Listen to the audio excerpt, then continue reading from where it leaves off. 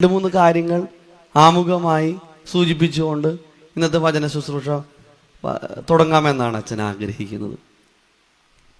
നമ്മളെപ്പോഴും ദൈവവചനം ശ്രവിക്കാനിരിക്കുമ്പോൾ തുറന്ന മനസ്സോടുകൂടെ വേണം നമ്മൾ ദൈവവചനം കേൾക്കാൻ. തുറന്ന മനസ്സ്. 45-ാം സങ്കീർത്തനം 10-ാമത്തെ വാക്യത്തിൽ നാം ഇങ്ങനെയാണ് വായിക്കുന്നത്. വേദപുസ്തകം കൊണ്ടുവന്നിട്ടുണ്ടോ? തുറക്കൂ, അത് സൂക്ഷിച്ചു വെച്ചേക്ക. എടുക്കൂ. 45-ാം സങ്കീർത്തനം 10-ാം തിരുവചനം. അല്ലയോ മകളെ കേൾക്കുക, നോക്കുക, ചെവി ചായിക്കുക. അല്ലേ? അല്ലയോ മകളെ കേൾക്കുക, നോക്കുക, ചെവി ചായിക്കുക. അപ്പോൾ വിശുദ്ധ യോഹന്നാൻ എഴുതിയ സുവിശേഷം 1-ാമത്തെ അധ്യായം 1-ാമത്തെ വാക്യത്തിൽ നാം വായിക്കുന്നു, ആദിയിൽ വചനമുണ്ടായിരുന്നു, വചനം ദൈവത്തോടുകൂടെയായിരുന്നു, വചനം ദൈവമായിരുന്നു. അപ്പോൾ നമ്മൾ ഈ ദൈവവചനം വായിക്കുമ്പോൾ നമ്മൾ ദൈവത്തെയാണ് നമ്മൾ കാണുക. ദൈവവചനം കേൾക്കുമ്പോൾ ദൈവത്തെയാണ് കേൾക്കുന്നത്. അപ്പോൾ ഈ കേൾക്കുന്ന തിരുവചനം എങ്ങനെയാണ് നമ്മൾ കേൾക്കേണ്ടത്? തുറന്ന മനസ്സോടുകൂടെ വേണം നമ്മൾ കേൾക്കാൻ. തുറന്ന മനസ്സുണ്ടാവണം. അത് നിങ്ങൾക്ക് മനസ്സിലാകാൻ വേണ്ടിയിട്ട് ഞാൻ ചെറിയൊരു സംഭവം പറയാം. ഇവിടെ അടുത്തെങ്ങാനും മഴ പെയ്തോ? മഴ പെയ്തു അല്ലേ? മഴ പെയ്യുന്ന ഒരു ദിവസം ഒരു വലിയ വാർപ്പും ഒരു കുപ്പിയും വെക്കണം. വാർപ്പ് മനസ്സിലായില്ലേ? വാർപ്പ് ഇല്ല, ചെമ്പ് അല്ലെങ്കിൽ വാർപ്പും കുപ്പിയും വെക്കുക. നന്നായിട്ട് 2 മണിക്കൂർ ഇങ്ങനെ മഴ പെയ്തു. മഴ പെയ്തതിന് ശേഷം നമ്മൾ ഇത് നോക്കണം. വാർപ്പിൽ ധാരാളം വെള്ളം ലഭിക്കും. കുപ്പിയിലാണെങ്കിലോ അതെന്തത്? കണ്ടോ? അതിൻ്റെ വിസ്താരം വലിപ്പമുള്ളത് കൊണ്ടാണ് അതിൽ ധാരാളം വെള്ളം ലഭിക്കുന്നത്. കുപ്പിയുടെ വിസ്താരം കുറവാണ്. അപ്പോൾ ഇതുപോലെ തന്നെയാണ് നമ്മൾ ദൈവവചനം ശ്രവിക്കാൻ ഇരിക്കുമ്പോഴും. എന്തായാലും കോർണർ മീറ്റിംഗ് അല്ലേ? പോയേക. അങ്ങനെയാണെങ്കിൽ കുപ്പിയുടെ ഭാവമാണെങ്കിൽ എങ്ങനെ കയറൂല. റേഡിയോ പരസ്യം പറയുന്നത് പോലെ കേൾക്കൂ കേൾക്കൂ കേട്ടുകൊണ്ടേയിരിക്കൂ. അപ്പൊ കേൾക്കും, പക്ഷെ നമുക്ക് എന്തില്ല? ഒരു തുറവിയില്ലെങ്കിൽ നമുക്കിത് മനസ്സിലാക്കാൻ പറ്റൂല. അപ്പൊ എന്ത് ചെയ്യണം? തുറന്ന മനസ്സോടുകൂടെ വേണം നമ്മൾ ദൈവവചനം കേൾക്കാൻ. എന്തിനാണ് തുറന്ന മനസ്സോടുകൂടെ ദൈവവചനം കേൾക്കണേ? യെരമ്യാ പ്രവാചകന്റെ പുസ്തകം 7-ാമത്തെ അധ്യായത്തിൽ നമ്മൾ വായിക്കുന്നുണ്ട്. യെരമ്യാ പ്രവാചകന്റെ പുസ്തകം 7-ാമത്തെ അധ്യായത്തിൽ 1 മുതലുള്ള തിരുവചനം. യഹോവയിൽ നിന്ന് യിരെമ്യാവിനുണ്ടായ അരുളപ്പാടെന്നാൽ, നീ യഹോവയുടെ ആലയത്തിന്റെ വാതിൽക്കൽ നിന്നുകൊണ്ട് യഹോവയെ നമസ്കരിക്കുവാൻ ഈ വാതിൽ കൂടി കടക്കുന്നവരായ എല്ലാ യഹൂദ നിവാസികളുമേ, യഹോവയുടെ അരുളപ്പാട് കേൾക്കുവിൻ എന്ന വചനം വിളിച്ചു പറയുക. എന്തിനാണ് ദൈവവചനം കേൾക്കണത്? അതിന്റെ തൊട്ട് താഴത്തെ വാക്യം ഒരു 2 വരി വിട്ടിട്ട് ഉള്ള ഭാഗം നിങ്ങൾ നോക്കിയേ. നിങ്ങളുടെ നടപ്പും പ്രവർത്തികളും നന്നാക്കുവിൻ. എന്തിനാണ് ദൈവവചനം തുറന്ന മനസ്സോടുകൂടെ കേൾക്കണത്? നമ്മുടെ നടപ്പിലും പ്രവൃത്തിയിലും ഒക്കെ എന്തെങ്കിലുമൊക്കെ കുറവ് സംഭവിച്ചിട്ടുണ്ടെങ്കിൽ തിരുത്താൻ നമുക്ക് കഴിയണം. അത് ഈ വചനം വിശ്വസിച്ച് നമ്മൾ സ്വീകരിക്കുമ്പോൾ നമ്മുടെ ജീവിതത്തിൽ എന്ത് കിട്ടും? ദൈവാനുഗ്രഹം കിട്ടും. വിശുദ്ധ യോഹന്നാൻ എഴുതിയ സുവിശേഷം 4-ാമത്തെ അധ്യായത്തിൽ രാജഭൃത്തിന്റെ മകനെ സുഖപ്പെടുത്തുന്ന ഭാഗമാണ് നമ്മൾ കാണുന്നത്. അതിന്റെ 50-ാമത്തെ വാക്യത്തിൽ യേശു അവനോട് പൊയ്ക്കൊള്ളുക, നിന്റെ മകൻ ജീവിച്ചിരിക്കുന്നു എന്ന് പറഞ്ഞു. യേശു പറഞ്ഞ വാക്ക് വിശ്വസിച്ച് ആ മനുഷ്യൻ പോയി. അവിടെ ചെന്നപ്പോൾ മകൻ ജീവിച്ചിരിക്കുന്നു. കണ്ടോ? അപ്പൊ തുറന്ന മനസ്സോടുകൂടെ നമ്മൾ വിശ്വാസത്തോടെ വേണം ദൈവവചനം നമ്മൾ ശ്രവിക്കാൻ. കണ്ടോ? 2, കർത്താവെ എന്നോട് വ്യക്തിപരമായും സംസാരിക്കണമേ. കർത്താവെ എന്നോട് വ്യക്തിപരമായും ഞങ്ങളോടല്ല, എന്നോട്. ഷാലോം എന്ന് പറഞ്ഞ ചാനൽ നിങ്ങൾ കാണാറുണ്ടോ? അങ്ങനെ ഒരു ചാനലുണ്ട്. ആ ഷാലോമിന്റെ ഷാലോമിന്റെ ചെയർമാൻ ബെന്നി പുന്നത്തർ സാറാ. അപ്പൊ ആ സാറ് വലിയൊരു സദസ്സിന്റെ അഭിസംബോധന ചെയ്തുകൊണ്ട് പ്രസംഗിക്കുക. ആളിങ്ങനെ കുറെ വേദവാക്യങ്ങൾ പറയുന്നുണ്ട്. റോമർക്ക് എഴുതിയ ലേഖനം, കൊരിന്ത്യർക്ക് എഴുതിയ ലേഖനം എന്നൊക്കെ പറഞ്ഞുകൊണ്ടിരിക്കുന്നതിനിടയിൽ ഏറ്റവും പിന്നിലിരുന്ന വല്യപ്പച്ചൻ എണീറ്റിട്ട് പറഞ്ഞു, സാറേ, റോമാക്കാർക്കും കൊരിന്ത്യക്കാർക്കും ഒക്കെ എന്തെങ്കിലും എഴുതിക്കോട്ടെ, ഇന്ത്യക്കാർക്ക് എന്തെങ്കിലും എഴുതിയിട്ടുണ്ടെങ്കിൽ ഞങ്ങളോട് പറ. റോമാക്കാർക്കും കൊരിന്ത്യക്കാർക്കൊക്കെ എന്തെങ്കിലും എഴുതിക്കോട്ടെ, ഇന്ത്യക്കാർക്ക് എന്തെങ്കിലും എഴുതിയിട്ടുണ്ടെങ്കിൽ ഞങ്ങളോട് പറ. അപ്പോൾ അവിടെയുള്ള ആളുകളൊക്കെ ചിരിച്ചു. പക്ഷെ ബെന്നി പുന്നത്തർ സാറ് ചിരിച്ചില്ല. കാരണം എന്താ? ദൈവവചനം എന്ന് പറയുന്നത് വ്യക്തിപരമാണ്, അല്ലേ?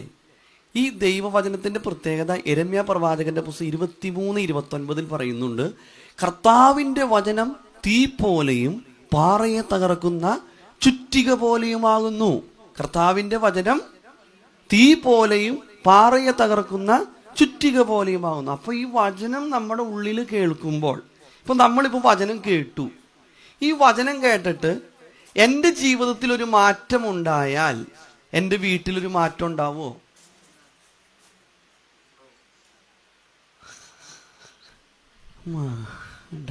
അല്ലേ? മാറ്റം ഉണ്ടാവുമോ? മാറ്റം ഉണ്ടാവും, അല്ലേ? എൻ്റെ വീട്ടിലൊരു മാറ്റം ഉണ്ടായാലോ ഞാൻ എവിടെ പോയാലും അവിടെ ഒരു മാറ്റം ഉണ്ടാവും. അതാണ് കർത്താവ് എന്നോട് വ്യക്തിപരമായും സംസാരിക്കണം. കർത്താവ് എന്നോട് ഈ കൺവെൻഷനൊക്കെ നമ്മളെ വിളിക്കുമ്പോൾ ചിലപ്പോൾ ഈ 3-4 ദിവസത്തെ കൺവെൻഷനൊക്കെ വിളിക്കും. അപ്പോൾ ഈ ഏറ്റവും അവസാന ദിവസത്താണ് നമ്മളെ വിളിക്കുക. അപ്പോൾ നമ്മൾ ചെല്ലുമ്പോൾ ചായ തരാൻ വേണ്ടിയിട്ട് ആൾക്കാരുണ്ടാവുമല്ലോ പാഴ്സനേജിലേ. അപ്പോൾ ചോദിക്കും, എങ്ങനെയുണ്ടായിരുന്നു പ്രാവശ്യത്തെ കൺവെൻഷൻ? അച്ഛാ, മുഖസ്തുതി പറയല്ല, ഉഗ്രം പ്രസംഗമായിരുന്നു അച്ഛാ, ഉഗ്രം പ്രസംഗമായിരുന്നു അച്ഛാ. ആ പറയണ വാക്കുകളൊക്കെ ഉണ്ടല്ലോ, എന്താ ഇങ്ങനെ എങ്ങനെയാ അച്ഛാ പറയാൻ കഴിയണേ? അല്ല, എന്താ ചേട്ടന് മനസ്സിലായ എന്താ? സൂപ്പർ പ്രസംഗമായിരുന്നു അച്ഛാ, സൂപ്പർ പ്രസംഗം. അല്ല, അപ്പം എന്തായാലും ഇപ്പം ലാസ്റ്റ് ദിവസം ഞാൻ വന്നതുകൊണ്ട് അവർ പറഞ്ഞത് തന്നെ വീണ്ടും ഞാൻ പറഞ്ഞു കഴിഞ്ഞാൽ മോശക്കേടല്ലേ. അപ്പം അതുകൊണ്ട് ആവർത്തന വിരസത വേണ്ടാന്ന് വിചാരിച്ചിട്ടാ എന്തൊക്കെ കാര്യങ്ങൾ ഈ ദിവസങ്ങളിൽ പറഞ്ഞേ വെടിക്കെട്ട് പ്രസംഗമായിരുന്നു അച്ഛാ. കൺവെൻഷൻ തീർന്നു, നല്ല പ്രസംഗമായിരുന്നു, ഉഗ്രം പ്രസംഗമായിരുന്നു, വെടിക്കെട്ട് പ്രസംഗമായിരുന്നു. കഴിഞ്ഞു, കൺവെൻഷൻ തീർന്നു. ആളുടെ ഉള്ളിൽ എന്ത് കിട്ടിയില്ല? ഈ വചനം കിട്ടിയിട്ടില്ല. സംഭവം വാക്കൊക്കെ കിട്ടിയിട്ടുണ്ട്, അച്ഛൻ പറഞ്ഞ ആ ഭയങ്കര വാക്കുകളൊക്കെ കിട്ടിയിട്ടുണ്ട്. ഇതിൽ കഥയില്ല. ഉണ്ടോ? ഒരു കഥയില്ല. അച്ഛൻ പ്രാർത്ഥിച്ചില്ലേ? ഇപ്പം നമുക്ക് വലിയ പ്രശ്നമൊന്നുമില്ല, പക്ഷെ അവിടെ കിടക്കണവരുണ്ടല്ലോ, അവർക്ക് ആരെങ്കിലും ഇപ്പം ഗൾഫ് നാടുകളിൽ ആരെങ്കിലും നാട്ടിൽ മരിച്ചാൽ വരാൻ വളരെ ബുദ്ധിമുട്ടാണ്. നമ്മളിത് ബാധിക്കുന്നില്ല. ഇതിപ്പോൾ ഇത് അവിടെയല്ലേ, അല്ലേ? നമ്മൾ പലപ്പോഴും അങ്ങനെയാണ്. പക്ഷെ നമ്മൾ അങ്ങനെ ആയിരിക്കരുത് പ്രിയപ്പെട്ടവർ. കോവിഡ് വന്നപ്പോൾ നമ്മൾ ഇങ്ങനെ പറഞ്ഞത് അല്ലേ, അത് ചൈനയിലല്ലേ. പക്ഷെ നമ്മുടെ വീട്ടിലേക്ക് കയറി വന്നപ്പോൾ ഇച്ചിരി സീരിയസ് ആയി നമ്മൾ. അപ്പം നമ്മൾ സീരിയസ് ആവണം. ഇതെന്നോടാണ് സംസാരിക്കുന്നത്, അല്ലേ?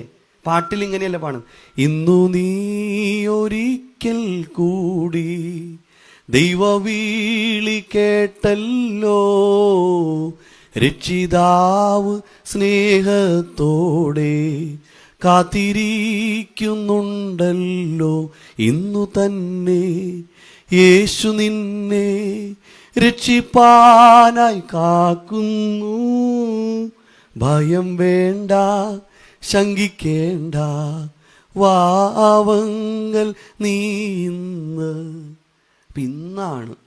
ഇന്ന് സംസാരിക്കണം. കർത്താവ് എന്നോട് വ്യക്തിപരമായും സംസാരിക്കണം. നിങ്ങൾ വെടിക്കെട്ട് കണ്ടിട്ടുണ്ടോ? ഞങ്ങളുടെ തൃശ്ശൂരിൽ നിന്ന്, പൂരങ്ങളുടെ നാടായ തൃശ്ശൂരിൽ നിന്ന് അച്ഛൻ വന്നേക്കണേ. വെടിക്കെട്ടിൻ്റെ നാടാ. ചാലക്കുടി പള്ളിയിൽ ഞാൻ വെടിക്കെട്ട് കാണാൻ വേണ്ടി പോയി. സെബസ്ത്യാനോസ് പുണ്യാളുടെ പെരുന്നാളിനോടനുബന്ധിച്ച് ഒറ്റ പ്രാവശ്യം പോയിട്ടുള്ളൂ. ശ്വാസം മുട്ടിപ്പോയി, പിന്നെ ഞാൻ പോയിട്ടില്ല. വലിയ വലിയ അമിട്ടൊക്കെ ഇങ്ങനെ കത്തിച്ച് എന്നും പറഞ്ഞ് അങ്ങോട്ട് വിടും. ഏറ്റവും മുകളിൽ ചെന്ന്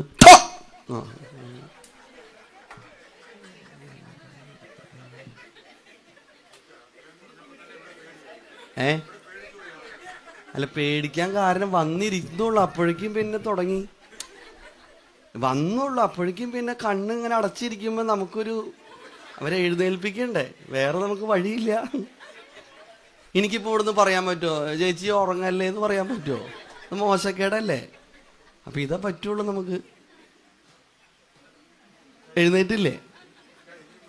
ആ, ഇനി കുഴപ്പമുണ്ടാവില്ല കേട്ടോ. ഇനി അപ്പൊ അതുകൊണ്ട് ആരും ഉറങ്ങരുത്. അപ്പൊ അതുകൊണ്ട് പ്രിയപ്പെട്ടവരെ, ഇത് പൊട്ടിക്കഴിഞ്ഞ് കഴിയുമ്പോൾ നമ്മൾ പറയും ഹായ് എന്ത് രസമാണ് അല്ലേ? ഇതിൽ കഥയില്ല. മറിച്ച് കർത്താവ് എന്നോട് വ്യക്തിപരമായും സംസാരിക്കണം. തുറന്ന മനസ്സുണ്ടാവണം. 2, കർത്താവ് എന്നോട് വ്യക്തിപരമായും സംസാരിക്കണം. 3, കണ്ണ് തുറന്നിരിക്കണം. ഇനി ആരും കണ്ണടക്കില്ല. കണ്ണ് തുറന്നിരിക്കണം. നമ്മൾ നോക്കിക്കോ, പ്രാർത്ഥിക്കാനും വേദപുസ്തകം വായിക്കാനും ഇരിക്കുമ്പോഴാണ് ഏറ്റവും കൂടുതൽ അല്ലേ? ഏറ്റവും കൂടുതൽ വരുന്നത് എപ്പോഴാണ്? പ്രാർത്ഥിക്കാനും ഈ വേദപുസ്തകം തുറക്കുമ്പോഴാണ്. ഒരു പാത്രം ബിരിയാണി വെച്ച് നോക്കി വരുമോ? വരില്ല. കാരണം ഇതിനോട് നമുക്ക് ഇച്ചിരി ഒരു സങ്കടം ഉള്ളത് കൊണ്ടാണ് അല്ലേ? അപ്പം അതുകൊണ്ട് പ്രത്യേകം ശ്രദ്ധിക്കണം. അപ്പം ഒരു 10-20 മിനിറ്റ് ഒന്നും കുഴപ്പമുണ്ടാവില്ല. അത് കഴിഞ്ഞ് കഴിയുമ്പോൾ പിന്നെ വിളിച്ചോ, എനിക്ക് അങ്ങോട്ട് വരാൻ സമയമില്ല. അപ്പം അതുകൊണ്ട് ദയവ് ചെയ്ത് എന്നെക്കൊണ്ട് ഇനി വെടി പൊട്ടിക്കരുത് കേട്ടോ. അപ്പം അതുകൊണ്ട് തുറന്ന മനസ്സോടുകൂടി ഇരിക്കണം. കർത്താവെ എന്നോട് വ്യക്തിപരമായി സംസാരിക്കണം. 3, കണ്ണ് തുറന്നിരിക്കണം. ശരി, ഇങ്ങനെ പറയണത് ഇച്ചിരി ലൈവ് ആവട്ടെ എന്ന് വിചാരിച്ചിട്ടാണ് കേട്ടോ. അല്ലാണ്ട് നിങ്ങൾ വിചാരിക്കരുത് ഇങ്ങനെ ഇതൊരു കോമഡി ഷോയ്ക്ക് വേണ്ടി വന്നാണെന്ന് നിങ്ങൾ ചിന്തിക്കരുത്. ശരിയും കൂടിയും ലൈവായിട്ട് നമ്മൾ ദൈവവചനം നമ്മുടെ ഉള്ളിലേക്ക് കയറാൻ വേണ്ടിയിട്ടാണ്. അപ്പം ഞാൻ പറയുന്ന ഈ തമാശകളല്ല നമ്മുടെ ഉള്ളിലേക്ക് കയറണ്ടേ, സീരിയസ് ആയിട്ടുള്ള കാര്യങ്ങൾ നമ്മുടെ അതുമായി ബന്ധപ്പെടുത്തിയാണ് അച്ഛൻ പറയാൻ. ചില സംഭവങ്ങളൊക്കെ പറയുമ്പോൾ നമുക്ക് പെട്ടെന്ന് അതുമായി കണക്ട് ചെയ്യാൻ പറ്റും. അങ്ങനെയാണ് അച്ഛൻ പറയാൻ ആഗ്രഹിക്കുന്നത്. ഇന്ന് അല്പസമയം പറയാൻ ചിന്തിക്കാൻ തിരഞ്ഞെടുത്തിരിക്കുന്ന വേദഭാഗം വിശുദ്ധ യോഹന്നാൻ എഴുതിയ സുവിശേഷം 3-ാമത്തെ അധ്യായം അതിൻ്റെ 7-ാമത്തെ തിരുവചനമാണ്. വിശുദ്ധ യോഹന്നാൻ എഴുതിയ സുവിശേഷം 3-ാമത്തെ അധ്യായം 7-ാമത്തെ തിരുവചനമാണ്. 3-ാം അധ്യായം 7-ാം തിരുവചനം. നിങ്ങൾ പുതുതായി ജനിക്കണമെന്ന് ഞാൻ നിന്നോട് പറയാൻ ആശ്ചര്യപ്പെടരുത് അല്ലേ? ഇത് നിക്കോദിമോസ് എന്ന് പറയുന്ന മനുഷ്യനോടാണ് കർത്താവ് പറയുന്നത്. നിങ്ങൾ പുതുതായി ജനിക്കണമെന്ന് ഞാൻ നിന്നോട് പറയുന്നത് കൊണ്ട് നീ ആശ്ചര്യപ്പെടരുത്. അങ്ങനെ നമുക്ക് പെട്ടെന്ന് മനസ്സിലാവില്ല. ഒരു കാര്യം നമുക്ക് മനസ്സിലാകണമെങ്കിൽ ഒന്നില്ലെങ്കിൽ അതിൻ്റെ തൊട്ട് മുകളിൽ എന്തെങ്കിലും കാര്യം പറഞ്ഞിട്ടായിരിക്കും അതിന് തൊട്ട് താഴെ ഈ കാര്യം പറയാൻ ശ്രമിക്കുന്നത്. അല്ലെങ്കിൽ ഈ പറഞ്ഞ വാക്കിൻ്റെ അടിഭാഗത്ത് എന്തെങ്കിലും കാര്യങ്ങൾ പറഞ്ഞിട്ടുണ്ടാവും. പക്ഷേ ഈ വാക്യത്തെ നമുക്ക് മനസ്സിലാക്കണമെങ്കിൽ ഇതിൻ്റെ താക്കോൽ വാക്യം എന്ന് പറയുന്നത് വിശുദ്ധ യോഹന്നാൻ എഴുതിയ സുവിശേഷം 2-ാമത്തെ അധ്യായം 23-ാമത്തെ വാക്യമാണ്. വിശുദ്ധ യോഹന്നാൻ എഴുതിയ സുവിശേഷം 2-ാമത്തെ അധ്യായം 23-ാമത്തെ തിരുവചനം. പെസഹ പെരുന്നാളിന് അവൻ യെരൂശലേമിൽ ഇരിക്കുമ്പോൾ അവൻ ചെയ്ത അടയാളങ്ങൾ കണ്ടിട്ട് വളരെ പേർ അവൻ്റെ നാമത്തിൽ വിശ്വസിച്ചു. അപ്പോൾ പെസഹ പെരുന്നാളിന് യേശു തമ്പുരാൻ യെരൂശലേമിലായിരിക്കുമ്പോൾ യേശുക്രിസ്തു ചെയ്ത അടയാളങ്ങൾ കണ്ടിട്ട് വളരെ പേർ അവൻ്റെ നാമത്തിൽ വിശ്വസിച്ചു. അങ്ങനെ വിശ്വസിച്ചവരുടെ കൂട്ടത്തിലുള്ള ഒരാളായിരുന്നു ആര്? നിക്കോദിമോസ്. നിക്കോദിമോസ് ചോദിക്കുന്നു, വിശുദ്ധ യോഹന്നാൻ എഴുതിയ സുവിശേഷം 3-ാമത്തെ അധ്യായം 2-ാമത്തെ വാക്യം, റബ്ബി അല്ലേ, റബ്ബി അങ്ങ് ദൈവത്തിൽ നിന്ന് ഒരു ഉപദേഷ്ടാവായി വന്നിരിക്കുന്നുവെന്ന് ഞങ്ങൾ അറിയുന്നു. അപ്പോൾ യേശുക്രിസ്തു പറയുന്നു, വിശുദ്ധ യോഹന്നാൻ എഴുതിയ സുവിശേഷം 2:24 പറയുന്നു, അടയാളങ്ങൾ കണ്ടതിൻ്റെ പേരിൽ യേശുവിൽ വിശ്വസിച്ചവരെ യേശുക്രിസ്തു വിശ്വാസത്തിൽ എടുത്തില്ല. അടയാളങ്ങൾ കണ്ടതിൻ്റെ പേരിൽ യേശുവിൽ വിശ്വസിച്ചവരെ യേശുക്രിസ്തു വിശ്വാസത്തിൽ ഉൾപ്പെടുത്തിയില്ല. ആ വചനത്തെ സ്ഥിരീകരിച്ചുകൊണ്ട് ക്രിസ്തു പറയാണ് വിശുദ്ധ യോഹന്നാൻ എഴുതിയ സുവിശേഷം 3-ാമത്തെ അധ്യായം 3-ാം വാക്യം.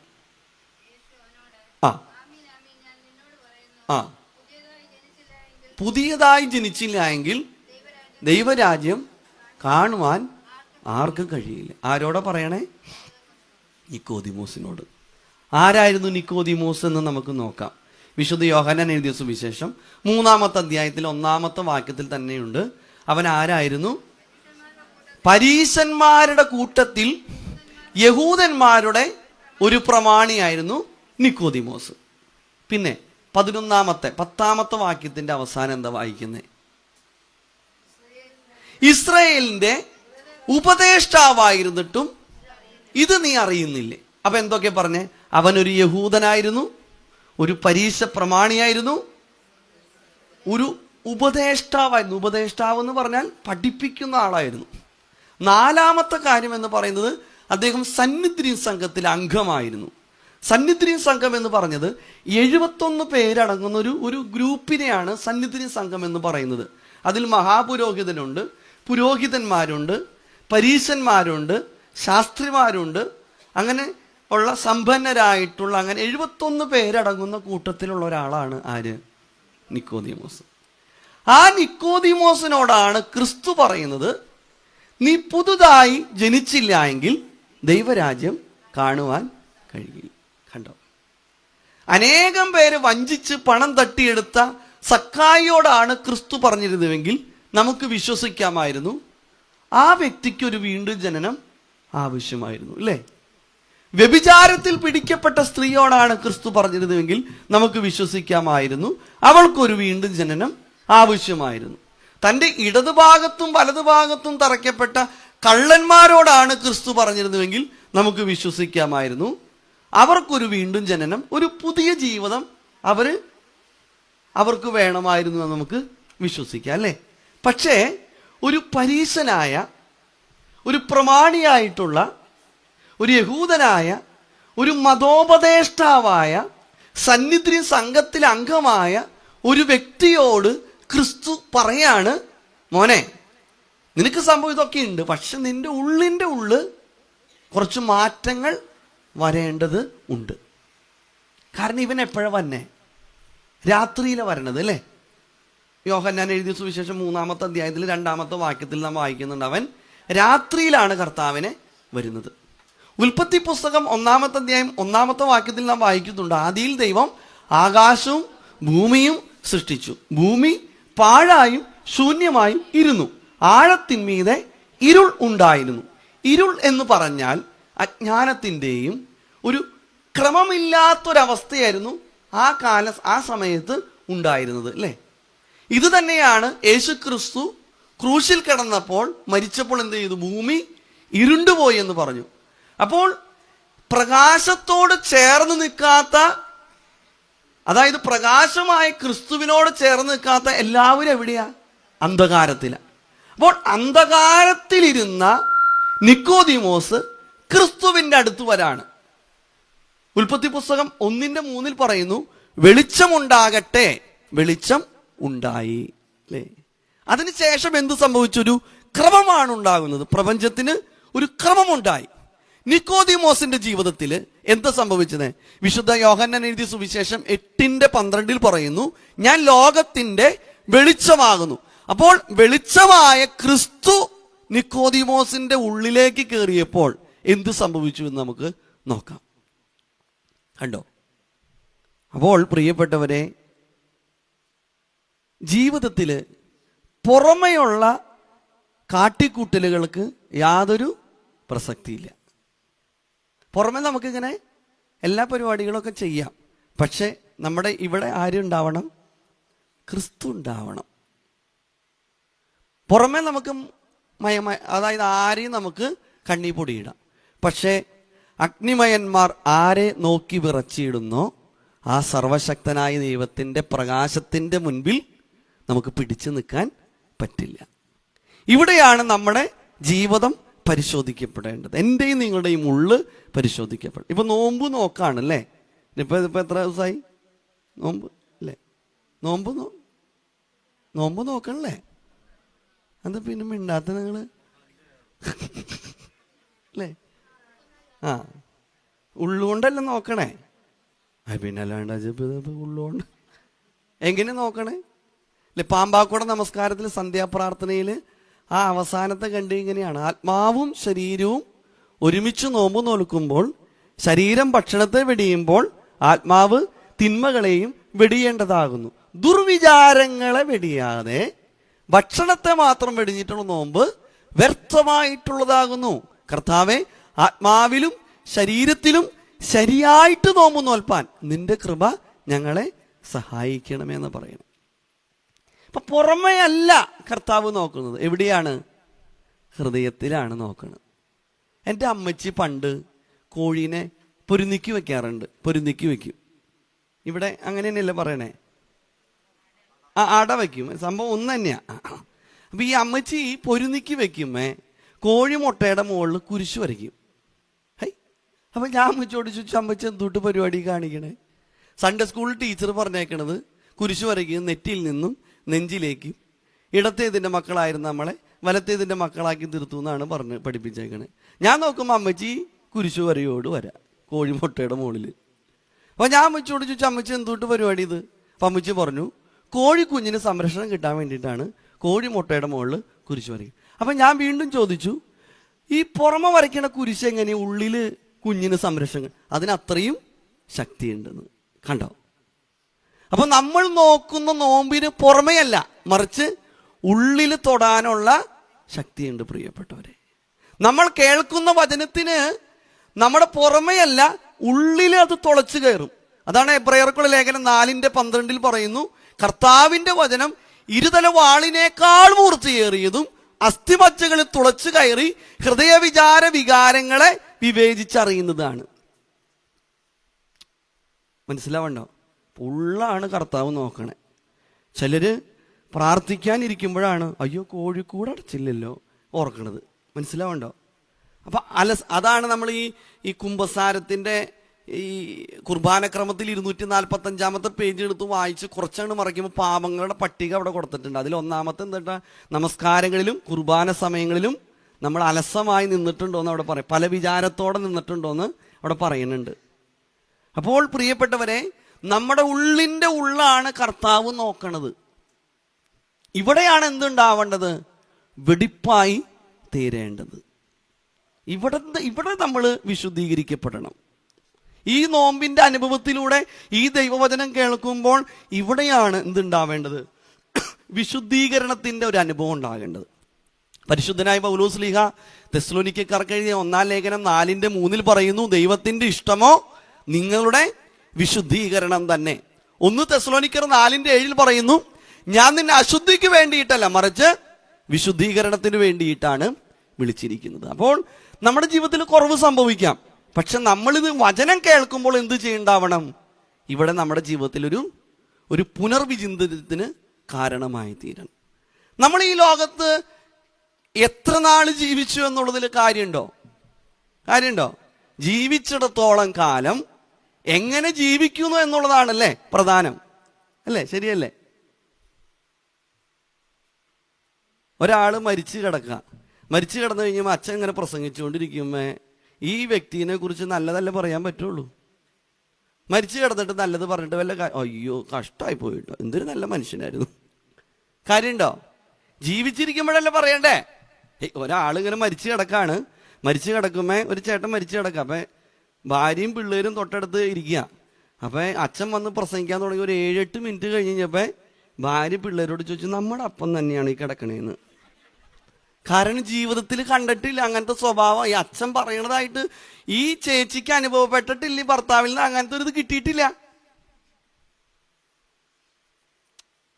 പുറമെ ചിലപ്പോ അങ്ങനെ ഉണ്ടാവുന്നേ, പള്ളി ചെല്ലുമ്പോ ഉണ്ടാവും, അല്ലെങ്കിൽ സമൂഹത്തിലേക്ക് ഇറങ്ങുമ്പോ ആള് ഡീസന്റാ, പക്ഷെ വീട്ടിൽ വരുമ്പോ കുഴപ്പാ. ഇതിൽ കഥയില്ല. ഈ ലോകത്ത് എത്ര നാള് ജീവിച്ചു എന്നുള്ളതിലല്ല, ജീവിച്ചിടത്തോളം കാലം എങ്ങനെ ജീവിക്കുന്നു എന്നുള്ളതാണ് പ്രധാനം. ഇപ്പൊ വേദപുസ്തക പ്രകാരം എത്ര നാൾ ജീവിക്കാം? 80 അല്ലേ? മാക്സിമം 80 അല്ലേ? മൺമയമാം ഈ ഉലകിൽ കാൺമതുമായ വൻമഹിമ ധനം സുഖങ്ങൾ സകലവുമായ മണ്ണിൽ നമ്മൾ ജീവിതമോ പുല്ലിനെ പോലെ, ഇന്നു കണ്ടു നാളെ വാടും പൂക്കളെ പോലെ. 7-10 ഏറെയായാൽ 80 മാത്രം, നീളുമായുസതു നീനച്ചാൽ 80 കഴിഞ്ഞ കട്ടപ്പുകയാ. 80 വരെ ഈ വണ്ടി ഓടുമോ? ഇല്ലേ, ഓടില്ല. എനിക്കൊരു 95 വരെ ഓടണമെന്നൊരു ആഗ്രഹമുണ്ട്. അപ്പം നിങ്ങൾക്ക് 80 വരെ ഒരു ശുഭാപ്തി വിശ്വാസം ഇല്ല, പോട്ടെ. ഇനി 80 വയസ്സ് വരെ ജീവിച്ചിരിക്കുകയാണെങ്കിൽ എത്ര നാൾ ജീവിക്കാം? 80 × 365. വീട്ടിൽ ചെല്ലുമേ മറ്റേ തോണ്ടി നോക്കണം കേട്ടോ, ഇപ്പോൾ നോക്കണ്ട, അവിടെ ചെല്ലുമ്പോൾ നോക്കണം. 80 × 365, 29,000 ദിവസം ജീവിക്കാം. അതിൽ നമുക്ക് ഉണ്ണണം, ഉറങ്ങണം, പിന്നെ വീട്ടിലെ ജോലികളും കാര്യങ്ങളൊക്കെ ഉണ്ടല്ലോ. ഒരു 10,000 അങ്ങോട്ട് പോട്ടെ. 29,000 നിന്ന് 10,000 കുറച്ചേ. 29,000 നിന്ന് 10,000 കാശാണെങ്കിൽ ഇപ്പൊ പണ്ടേ പറഞ്ഞേനെ അല്ലേ? 29,000 നിന്ന് 10,000 കുറച്ചാൽ 19,000. എത്ര നാൾ ജീവിച്ചാൽ? 80 വയസ്സ് വരെ ജീവിക്കുകയാണെങ്കിൽ എത്രയാണ്? 19,000 ദിവസം അല്ലേ? നിങ്ങൾ അങ്ങനെയല്ലേ പറഞ്ഞേ? 80 വരെ എത്തില്ല എന്ന് ചിലർ പറഞ്ഞു അല്ലേ? അപ്പൊ ഇവിടെ ഇരിക്കുന്ന ഒരു 90% ആളുകളും 40 കഴിഞ്ഞോരാ. ഇനി എത്ര ദിവസം കൂടി ഉണ്ട്? ഹേയ്, അങ്ങനെ പറയില്ല ചാ. എന്തോരം ദിവസം ഉണ്ട്? ഇത്ര ഉള്ളൂ. ഇത് നമ്മൾ ചിന്തിക്കാറുണ്ടോ? ഉണ്ടോ? ഇല്ല. യേശുക്രിസ്തു കുരിശിൽ കിടന്നുകൊണ്ട് പ്രാർത്ഥിക്കുകയാണ്, പിതാവേ, സകലതും പൂർത്തിയായി, എൻ്റെ ആത്മാവിനെ അങ്ങയുടെ കരങ്ങളിലേക്ക് ഏൽപ്പിക്കുന്നു അല്ലേ? പൗലോസ്ലീഹ പറയുന്നു, ഞാൻ നല്ല പോർ പൊരുതി, ഓട്ടം തികച്ചു, വിശ്വാസം കാത്തു, നീതിയുടെ കിരീടം എനിക്കായി വെച്ചിരിക്കുന്നു. നമുക്കങ്ങനെ പറയാൻ പറ്റുമോ? അവസാന ശ്വാസത്തിൽ നമുക്ക് പറയാൻ പറ്റുമോ? എന്നെ ഏൽപ്പിച്ച ഉത്തരവാദിത്വം ഞാൻ കൃത്യതയോടുകൂടെ നിർവഹിച്ചു. ഇതാ സകലതും പൂർത്തിയായി, എൻ്റെ ആത്മാവിനെ പിതാവേ അങ്ങയുടെ കരങ്ങളിലേക്ക് ഏൽപ്പിക്കുന്നു എന്ന് പറയാൻ പറ്റുമോ? ഇവിടെയാണ് നമ്മളെ മനസ്സിൽ ധ്യാനിക്കേണ്ടത് പ്രിയപ്പെട്ടവരെ. എന്നെ ഏൽപ്പിച്ച ഉത്തരവാദിത്വം എന്താ? എന്നെ ഏൽപ്പിച്ച ഉത്തരവാദിത്വം എന്താ? ഇപ്പം ഞാനൊരു അച്ഛനാണ്. എൻ്റെ പള്ളിയിൽ 17 വീട്ടുകാരുണ്ട്. ആ 17 വീട്ടുകാരുടെ ഉത്തരവാദിത്വം എനിക്കാണ്. കാരണം അവിടെയുള്ള ആളുകളെ, അവരെ ഗുണദോഷിക്കേണ്ടത്, അവരെ വഴി നടത്തേണ്ട ഇടയൻ ഞാനാണ്. അതോടൊപ്പം തന്നെ ഞാനൊരു മകനാണ്, ഞാനൊരു സഹോദരനാണ്, ഞാനൊരു ഭർത്താവാണ്, ഞാനൊരു അപ്പനാണ്, ഞാൻ നല്ല കൂട്ടുകാരനാണ്. എന്തോരം കാര്യങ്ങൾ എനിക്ക് തന്നേക്കണേ. ഈ കാര്യങ്ങൾ എന്ത് ചെയ്യണം? വിശ്വസ്തതപൂർവം നിർവഹിക്കണം. അപ്പോഴാണ് എനിക്ക് ഏറ്റവും അവസാനം പറയാൻ പറ്റുള്ളൂ, കർത്താവേ, നീ എനിക്ക് ചെയ്തു തന്ന, അതായത് എനിക്ക് തന്ന ഉത്തരവാദിത്തങ്ങൾ ഓരോന്നും ഞാൻ കൃത്യതയോടുകൂടെ നിറവേറ്റിയിരിക്കുന്നു. അതുകൊണ്ട് എൻ്റെ ആത്മാവിനെ ഞാൻ സമർപ്പിക്കുകയാണ്, നീ ഏറ്റെടുക്കണമേ. ഞാൻ നല്ല പോർ പൊരുതി കർത്താവേ, ഓട്ടം തികച്ചു, വിശ്വാസം ഞാൻ കാത്തു, നീതിയുടെ കിരീടം എനിക്കായി തരയണമേ. അപ്പോഴാണ് എനിക്ക് പറയാൻ പറ്റുള്ളൂ അല്ലേ? അപ്പൊ എത്ര നാൾ നമ്മൾ ഈ ജീവിച്ചു എന്നുള്ളതല്ല. ഇവിടെയാണ് 4-ാം സങ്കീർത്തനം 4-ാം വചനം പറയുന്നത്, നടുങ്ങുവിൻ, പാപം ചെയ്യാതിരിപ്പിൻ. നമ്മൾ നടുങ്ങണം പ്രിയപ്പെട്ടവരെ. വെറുതെ അല്ല നമ്മളിവിടെ ഇരുത്തിയേക്കണത്. ആണോ? ആണോ? അല്ല. വിശുദ്ധ യോഹന്നാൻ 6:44 പറയുന്നത്, എൻ്റെ പിതാവിനാൽ ആകർഷിക്കപ്പെടാതെ ആർക്കും എൻ്റെ അടുക്കിലേക്ക് വരാൻ കഴിയില്ല. കഴിഞ്ഞ കൊല്ലം ഉള്ളവർ ഇന്നുണ്ടോ? ഇന്നുള്ളവർ നാളെ ഉണ്ടാവോ? ഉണ്ടാവില്ല. എന്തിന് നമ്മളിന്ന് കൊണ്ടുവന്നേക്കണേ? നമ്മളിലൂടെ ദൈവത്തിന് എന്തോ പ്രവർത്തിക്കാനുള്ളത് കൊണ്ടാണ് നമ്മൾ ഇന്ന് നിർത്തിയേക്കണത്. അല്ലെങ്കിൽ പണ്ടേ നമ്മൾ ദൈവസന്നിധിയിൽ ചേർക്കപ്പെടേണ്ടവരായിരുന്നു. അവർ കുഴപ്പക്കാരായിട്ടാണോ നേരത്തെ ഇവിടുന്ന് വാങ്ങിപ്പോയത്? നമ്മൾ മെച്ചമുള്ള ആൾക്കാരായിട്ടാണ് നമ്മൾ ഇന്ന് ഇവിടെ നിലനിൽക്കുന്നത്? അല്ല. നമ്മളിലൂടെ ഒരു അപ്പൻ എന്ന നിലയിൽ, ഒരു അമ്മ എന്ന നിലയിൽ, ഒരു മകൻ എന്ന നിലയിൽ, ഒരു മകൾ എന്ന നിലയിൽ, ഒരു സഹോദരൻ എന്ന നിലയിൽ, ഒരു അയൽവക്കക്കാരൻ എന്ന നിലയിൽ എന്നിലൂടെ എന്തോ ദൈവത്തിന് പ്രവർത്തിക്കാൻ, ഈ സമൂഹത്തിന് എന്തോ കൊടുക്കാനുള്ളത് കൊണ്ടാണ് നമ്മളെ ഇന്ന് നിർത്തിയിരിക്കുന്നത്. ഇത് പക്ഷെ പലപ്പോഴും നമ്മൾ ചിന്തിക്കാറില്ല അല്ലേ? നമ്മുടെ പിള്ളേര് എവിടെ പോയി? ഇവിടെ ഇല്ലേ? ഇവിടെ പിള്ളേരില്ലേ? ഇത്ര ഉള്ളോ? പിള്ളേരില്ല ഇവിടെ? ഈ ഇടവകയിൽ പിള്ളേരില്ലേ? പരീക്ഷ അത് പരീക്ഷ എങ്ങനെ വെച്ചാൽ പരീക്ഷയ്ക്ക് പഠിക്കണ്ടേ എന്നിട്ട് ഞാൻ ആരെയും കുറ്റപ്പെടുത്തി അങ്ങനെ പറയണതല്ല കേട്ടോ, നിങ്ങൾ ശ്രദ്ധയിൽ കൊണ്ടുവരണേ. അതായത് സദൃശവാക്യം 22:6 പറയുന്നത് എന്താ? ബാലൻ നടക്കേണ്ടുന്ന വഴിയിൽ അവൻ അഭ്യസിപ്പിക്കും, അവൻ വൃദ്ധനായാലും അത് വിട്ടുമാറില്ല. അല്ലേ? ഇതെങ്ങനെയാണ് നമ്മുടെ കുട്ടികളിൽ ഇത് അപ്ലൈ ചെയ്യാൻ പറ്റണേ? നമ്മളും പരീക്ഷ എഴുതിയിട്ടില്ലേ? നമ്മളും പരീക്ഷ എഴുതിയിട്ടുണ്ടോ? ഇല്ല, ഞങ്ങളൊക്കെ പിന്നെ ഓൾ പ്രൊമോഷനായിട്ട് അല്ലേ? നമ്മുടെ അപ്പനും അമ്മയും അല്ലെങ്കിൽ വല്യപ്പച്ചനും വല്യമ്മച്ചിയും കൈക്ക് പിടിച്ച് നമ്മളെ എവിടെ കൊണ്ടുവന്നിട്ടുണ്ട്? പള്ളിയിൽ കൊണ്ടുവന്നിട്ടുണ്ട്. പരീക്ഷയുടെ സമയത്താണ് കൂടുതൽ നമ്മൾ പ്രാർത്ഥിക്കേണ്ടത് അല്ലേ? അപ്പോഴാണ് നമ്മൾ പഠിച്ച കാര്യങ്ങൾ ഓർക്കാനും ഇത് നന്നായിട്ട് എഴുതാൻ എപ്പോഴാണ് പറ്റണത്? ഈ പ്രാർത്ഥനയ്ക്ക് വന്ന് പ്രാർത്ഥിക്കുമ്പോഴല്ലേ, വചനം കേൾക്കുമ്പോഴല്ലേ. നമുക്ക് ആ വിശ്വാസം ഇല്ല അല്ലേ? ആ വിശ്വാസക്കുറവാണ് നമ്മുടെ എല്ലാം പ്രശ്നം. പ്രിയപ്പെട്ടവരെ, ഇവിടെയാണ് നമ്മുടെ ജീവിതം പരിശോധിക്കപ്പെടേണ്ടത്. ഇപ്പൊ ശരിക്കും കുട്ടികൾക്ക് എപ്പോഴാണ് ഈ ടൈം ടേബിൾ കിട്ടണത്? എപ്പോഴാ? കഴിഞ്ഞ ആഴ്ചയാണോ? അല്ല, മുൻപല്ല കിട്ടണേ. അപ്പൊ നമ്മുടെ കുട്ടികൾക്ക് അറിയാലോ, അതായത് പരീക്ഷ ഇന്ന ദിവസങ്ങളിൽ നടക്കും. അപ്പൊ നമ്മുടെ പള്ളിയിൽ എല്ലാ വെള്ളിയാഴ്ചകളാണല്ലോ കോർണർ മീറ്റിംഗ് നടത്തണത് അല്ലേ? അറിയാലോ? അറിയാം. പിന്നെ എന്തു പറ്റുന്നു? കണ്ടോ? അച്ഛൻ പറയാൻ കാരണം എന്താണെന്നറിയോ? ഒരു അച്ഛൻ പറഞ്ഞ പ്രസംഗത്തിൽ പറഞ്ഞൊരു സംഭവമാണ്. അച്ഛൻ ഒരു വൃദ്ധമന്ദിരം സന്ദർശിക്കാൻ പോയപ്പോൾ ഒരു അപ്പച്ചൻ പൊട്ടിക്കരയുക. അപ്പൊ അച്ഛൻ പറഞ്ഞു, അപ്പച്ചൻ കരയല്ലേ? കണ്ണീരൊക്കെ തുടച്ചു കൊടുത്തിട്ട് അപ്പച്ചനോട് ചോദിച്ചു, അപ്പച്ച എന്താ അപ്പച്ചന്റെ പ്രയാസം? അച്ഛനോട് ഈ അപ്പച്ചൻ പറഞ്ഞു, അച്ഛൻ എനിക്ക് 3 മക്കളുണ്ട്. 3 മക്കളെ താഴെ വെച്ചാൽ ഉറുമ്പരിക്കും, മുകളിൽ വെച്ചാൽ പേനരിക്കും എന്നുള്ള രീതിയിൽ അച്ഛ 3 മക്കളെ ഞാൻ വളർത്തിയത്. അവർക്ക് നല്ല വിദ്യാഭ്യാസം കൊടുത്തു അച്ഛ, അവർക്ക് നല്ല ജോലി വാങ്ങിച്ചു കൊടുത്തു. 3 മക്കളെയും കല്യാണം കഴിപ്പിച്ചു. 3 മക്കൾ 3 സ്ഥലത്താണ്. പഴയ വീടായതുകൊണ്ട്, അതായത് ഭാര്യ നേരത്തെ മരിച്ചുപോയി. പഴയ വീടായതുകൊണ്ട് 3 മക്കളോട് പറഞ്ഞു, മക്കളെ നമ്മുടെ വീട് വീടാറായി, അതുകൊണ്ട് ഒരു പുതിയ വീട് പണിയോ. 3 മക്കളും കൂടെ തീരുമാനിച്ചിട്ട് 24 മുറിയുള്ള ഒരു മണിമാളിക ഈ അപ്പച്ചന് കിടക്കാൻ ഉണ്ടാക്കി കൊടുത്തു. ഇതിന്റെ കൂതാശയ്ക്കാണ് ഈ അപ്പച്ചനെ കൊണ്ടുപോണേ. അപ്പച്ചൻ ഈ വീട് കണ്ട വഴി അപ്പച്ചൻ പറഞ്ഞു, എനിക്ക് ഈ വീട്ടിൽ കിടക്കാൻ പേടിയാന്ന് പറഞ്ഞു. അപ്പൊ മൂത്ത മരുമോള് പറഞ്ഞു, അപ്പച്ച പേടിക്കണ്ട, കൂട്ടിനൊരാളെ കൊണ്ടുവന്നിട്ടുണ്ട്. കാറിന്റെ ഡിക്കി തുറന്നു, കൈസർ, ഒരു യമണ്ടം പട്ടി. 3 മക്കൾക്ക് കൂട്ട്, 3 മക്കളുള്ള ഒരപ്പന് കൂട്ട് പട്ടി. ഈ പട്ടിക്ക് കിടക്കാൻ വേണ്ടി ഒരു ബെഡ് ഉണ്ട്. അപ്പനൊന്ന് ചുമയ്ക്കുമ്പോൾ ഈ പട്ടി എഴുന്നേറ്റ് നോക്കും. അപ്പൊ അപ്പൻ പറയും, മോനെ കിടന്നോടാ, സാരില്ലടാ. രാവിലെ എഴുന്നേറ്റ് ഗേറ്റിൻ്റെ അടുത്ത് പോയി പത്രം എടുത്തുകൊണ്ടുവന്ന് ഈ അപ്പനെ വിളിച്ചെഴുന്നേൽപ്പിക്കും. ഒരു പട്ടിയുടെ സ്നേഹം. കുറെ നാളുകൾക്ക് ശേഷം ഈ പട്ടി ചത്തുപോയി. അപ്പച്ചൻ ഒരാഴ്ച ജലപാനം നടത്തിയില്ല എന്ന് പറഞ്ഞു. അപ്പച്ചൻ പറഞ്ഞ മറുപടി എന്താണ്? എൻ്റെ 3 മക്കൾ ഒരുമിച്ച് വീടിന്റെ മുൻവശത്തിൽ കിടത്തിയാൽ എൻ്റെ കണ്ണിന്ന് ഒരിറ്റ് കണ്ണുനീര് വീഴില്ല അച്ഛ. കാരണം എൻ്റെ 3 മക്കളെ ഞാൻ അങ്ങനെ വളർത്തി അച്ഛ. അച്ഛൻ വളരെ സൗമ്യമായി ചോദിച്ചു, അപ്പച്ച മക്കളെ പ്രാർത്ഥിക്കാൻ പരിശീലിപ്പിച്ചിരുന്നോ? വേദപുസ്തകം വായിപ്പിച്ചിരുന്നോ?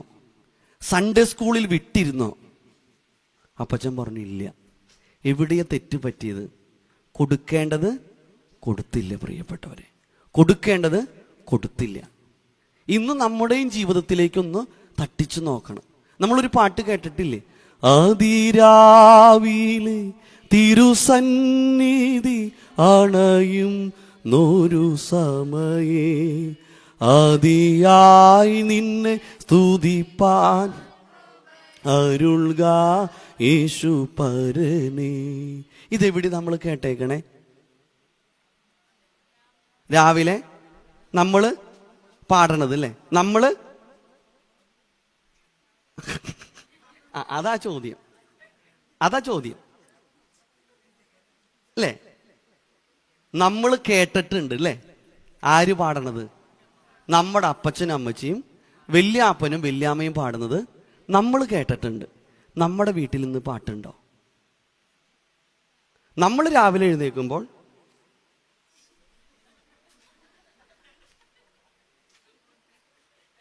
ഗുഡ് മോർണിംഗ് അയക്കുക എല്ലാവരും. അയക്കേണ്ടതല്ല അച്ഛൻ പറ, അയക്കണം, അതൊക്കെ അയക്കണം. രാവിലെ എഴുന്നേക്കും ഇതാ പരിപാടി.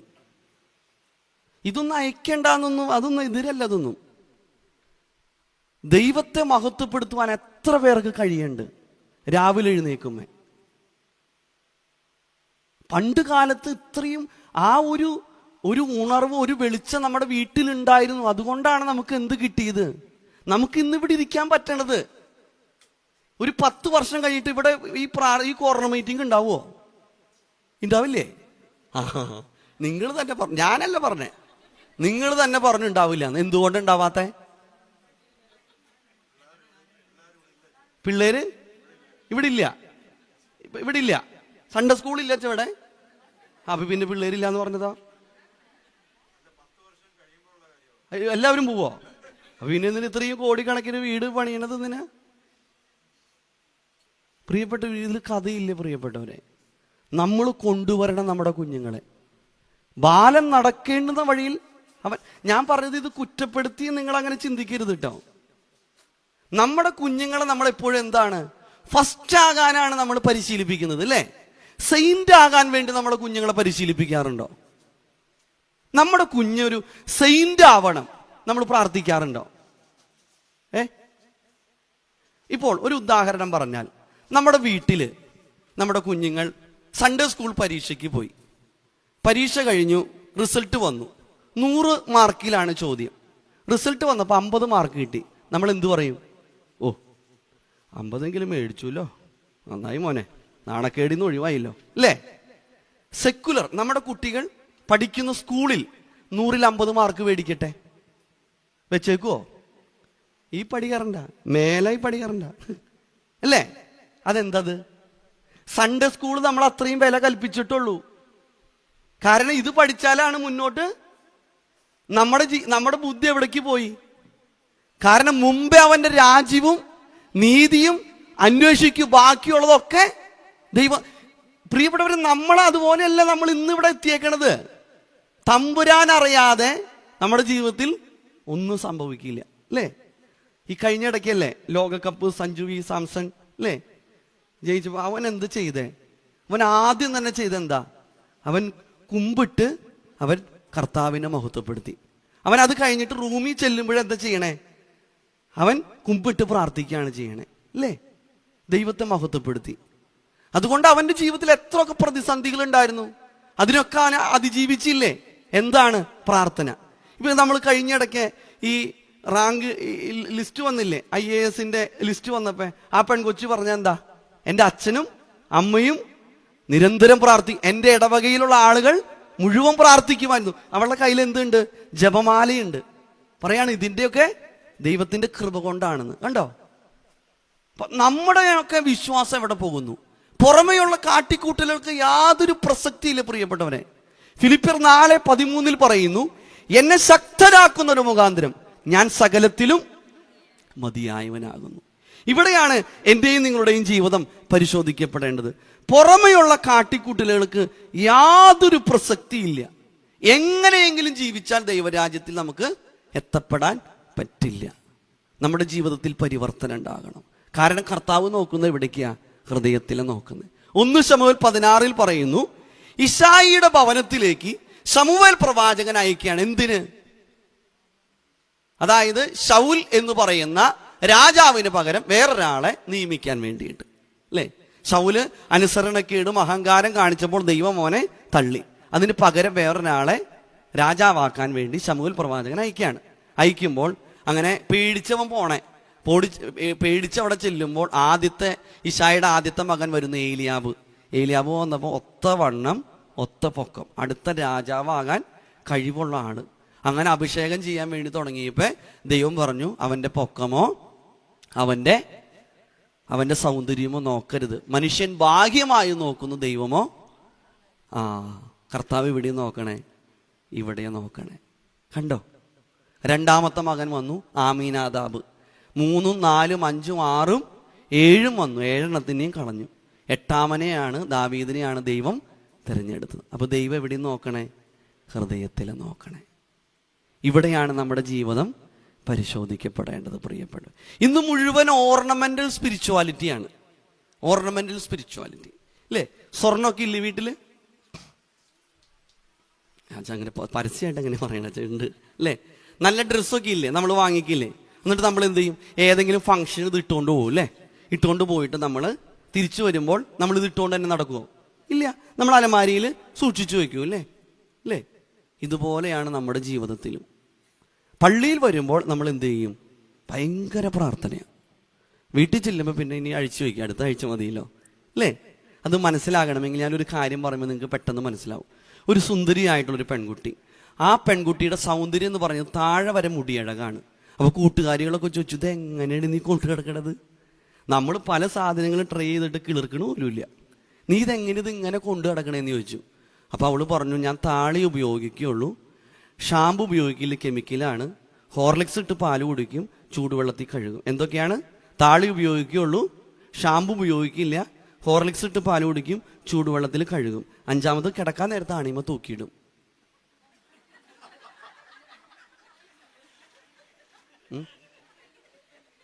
എന്താ ചിരിച്ചേ?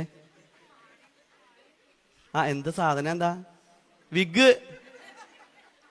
കത്തിയത് ഇപ്പോഴാ. ഞാനും ആദ്യം മനസ്സിലായി, എനിക്ക് മനസ്സിലായി ഞാൻ ട്യൂബ് ലൈറ്റ് ആണേ, പെട്ടെന്ന് കത്തിയില്ല. പലരും ഇങ്ങനെയാ, പള്ളിയിൽ വരുമ്പോ ഇത് ഫിറ്റ് ചെയ്യും അല്ലേ? വെളിവോ നിറഞ്ഞോ രീശോ നിൻ, എന്താ പാട്ട് ഓ അല്ലേ? ചിലരും അച്ഛന്മാർ, അച്ഛാ എന്തൊരു അപ്പുറത്ത് അങ്ങേരെ എന്തീ കാണിക്കണേ, കണ്ടോ? അഭിനയാണ്, അഭിനയം. ഫിറ്റിങ്സ് മുഴുവനും. ആരെ പറ്റിക്കാൻ പറ്റും? ആൾക്കാരെ പറ്റിക്കാൻ പറ്റും, ഒടയതമ്പുരാനെ പറ്റിക്കാൻ പറ്റില്ല. അങ്ങനെ നമ്മൾ പറ്റിച്ചാൽ നമ്മൾ പറ്റിക്കപ്പെടും. അവിടെ ചെല്ലുമ്പോൾ എവിടെന്നാ? അല്ല വാഴക്കുന്ന് ഇടവ ആത്മീയ പ്രസ്ഥാനങ്ങളൊക്കെ ചുമതല വഹിച്ചിട്ടുണ്ട്. പള്ളിയിൽ ഞാൻ വലിയ ആളായിരുന്നു. ഇല്ല, അറിയില്ല കേട്ടോ, പൊക്കോളൂ. ഒന്ന് ആലോചിച്ച് നോക്കി. ഇവിടെയാണെങ്കിൽ ഇപ്പൊ ഒരു വീട്ടിലേക്ക് കയറി ചെല്ലുമ്പോ ആരാ? അല്ല ഇല്ല. അപ്പൊ വർഷങ്ങൾ നമ്മൾ ഇവിടുന്ന് പോയി അവിടെ ചെന്ന് കഴിഞ്ഞ് കഴിയുമ്പോൾ പറയാണ് അറിയില്ല എന്ന് പറഞ്ഞു നോക്കി, എന്തായിരിക്കും അവസ്ഥ അല്ലേ? അവിടെയാണ് നമ്മൾ നമ്മുടെ ജീവിതം പരിശോധിക്കപ്പെടേണ്ടത്. ചക്കപ്പഴം കണ്ടിട്ടുണ്ടോ? ചക്കപ്പഴത്തിൻ്റെ ഉള്ളിൽ എന്തുണ്ട്? ചക്കക്കുരു ഉണ്ട് അല്ലേ? ചക്കക്കുരു നമ്മൾ എന്ത് ചെയ്യണം? വീടിൻ്റെ അടുത്ത് കുഴിച്ചിടണം. ഒരാഴ്ച കഴിയട്ടെ എന്ത് ഉണ്ടാവും? അത് മുളച്ചു വരും അല്ലേ? മുളയ്ക്കും അല്ലേ? മാങ്ങാപ്പഴത്തിൻ്റെ ഉള്ളിൽ എന്തുണ്ട്? മാങ്ങാണ്ടി ഉണ്ട്. അത് നമ്മൾ എന്ത് ചെയ്യണം? പറമ്പിൽ കുഴിച്ചിടണം. ഒരാഴ്ച കഴിയട്ടെ മുളച്ചു വരും അല്ലേ? ഒരാഴ്ച, ഒന്നര ആഴ്ച കേട്ടോ. ഇപ്പോൾ ഒരാഴ്ച കഴിഞ്ഞ് മുളച്ചില്ലെങ്കിൽ എന്നോടൊന്നും പറയരുത്, മുളച്ചു വരും. നമ്മുടെ വീടിൻ്റെ അടുത്ത് ഏതെങ്കിലും കനാലോ തോടോ ഉണ്ടോ എന്ന് നോക്കണം. അവിടെ പോയിട്ട് നമ്മൾ നല്ല ഈ വെള്ളം വറ്റിയ സമയത്ത് നല്ല ഉരുളൻകല്ലുകൾ കിട്ടും, മിനുസുള്ള ഉരുളൻകല്ലുകൾ. അത് 2-3 പറക്കി കൊണ്ടുവന്ന് നമ്മൾ പറമ്പിൽ നട്ടണം. ഒരാഴ്ച അല്ലെങ്കിൽ 1.5 ആഴ്ച കഴിഞ്ഞ് കഴിയുമ്പോൾ അതെന്ത് പറ്റും? മുളയ്ക്കുവോ? മുളക്കില്ല. എന്തുകൊണ്ടാ? അതിന് ജീവനില്ല അല്ലേ? ചക്കക്കുരുവിന് എന്തുണ്ട്? ജീവനുണ്ട്. മാങ്ങാണ്ടിക്ക് ജീവനുണ്ട്. ഈ കേൾക്കുന്ന വചനത്തിന് എന്തുണ്ട്? സമ്മതിച്ചുല്ലോ അല്ലേ? സമ്മതിച്ചു. നമ്മളിത് എത്ര നാളായി കേൾക്കാൻ തുടങ്ങിയിട്ട്? അമ്മയുടെ വയറ്റിൽ ഉരുവായ സമയം മുതൽ നമ്മുടെ അമ്മ പ്രാർത്ഥിക്കുന്നതും വചനം വായിക്കുന്നതും നമ്മുടെ വീട്ടിലുള്ളതൊക്കെ നമ്മൾ കേൾക്കാൻ തുടങ്ങി അല്ലേ? നമ്മൾ അങ്ങനെ പൂർണ്ണ വളർച്ചെത്തി നമ്മളെ ഈ ലോകത്തിലേക്ക് ജനിപ്പിച്ചു. അന്നും നമ്മൾ കേട്ടു, അറിവില്ലെങ്കിലും നമ്മൾ കേട്ടു. സൺഡേ സ്കൂളിൽ നമ്മൾ പഠിച്ചു അല്ലേ? വേദപാഠം പഠിച്ചു. പിന്നെ യുവജന പ്രസ്ഥാനത്തിൽ പങ്കെടുത്തു, സ്ത്രീ സമാജത്തിൽ പങ്കെടുത്തു. പിന്നെ എന്ന് വേണ്ട നമ്മൾ പ്രസംഗിക്കുകയൊക്കെ പ്രസംഗിച്ചിട്ടുണ്ട്. പിന്നെ എല്ലാ ഞായറാഴ്ചയും അച്ഛൻ പ്രസംഗിക്കും. കൺവെൻഷൻ വരുമ്പോൾ കൺവെൻഷൻ കേൾക്കുന്നു. കോർണർ മീറ്റിങ്ങിൽ ദൈവവചനം കേൾക്കും. ഇന്നും കേട്ടുകൊണ്ടിരിക്കുന്നു. അച്ഛൻ ചോദിക്കട്ടെ, ഇത് എന്തുണ്ടെന്ന് പറഞ്ഞേ? ജീവനുണ്ട്. ഈ ഹൃദയത്തിൽ വീണ വിത്ത് മുളച്ചിട്ടുണ്ടോ? എന്താ പറയാത്തെ? മുളച്ചിട്ടുണ്ട് അല്ലേ? മുളച്ചത് വളർന്നിട്ടുണ്ടോ? വളർന്നിട്ടുണ്ട്. വളർന്നതിൽ എന്തെങ്കിലും ഉണ്ടോ? അപ്പൊ ഇത് ഇപ്പൊ എന്താ വെച്ചാൽ വളർന്നതിൽ ഇപ്പൊ എന്താ ഉണ്ടാവണേ? ഫലം അല്ല, ഫലം. എന്താണ് ഫലം? അല്ല, ഫലം അച്ഛൻ പറഞ്ഞില്ല നേരത്തെ. ചക്കപ്പഴം എന്താ ഫലം? എന്താ? ആത്മാവിന്റെ ഫലമോ?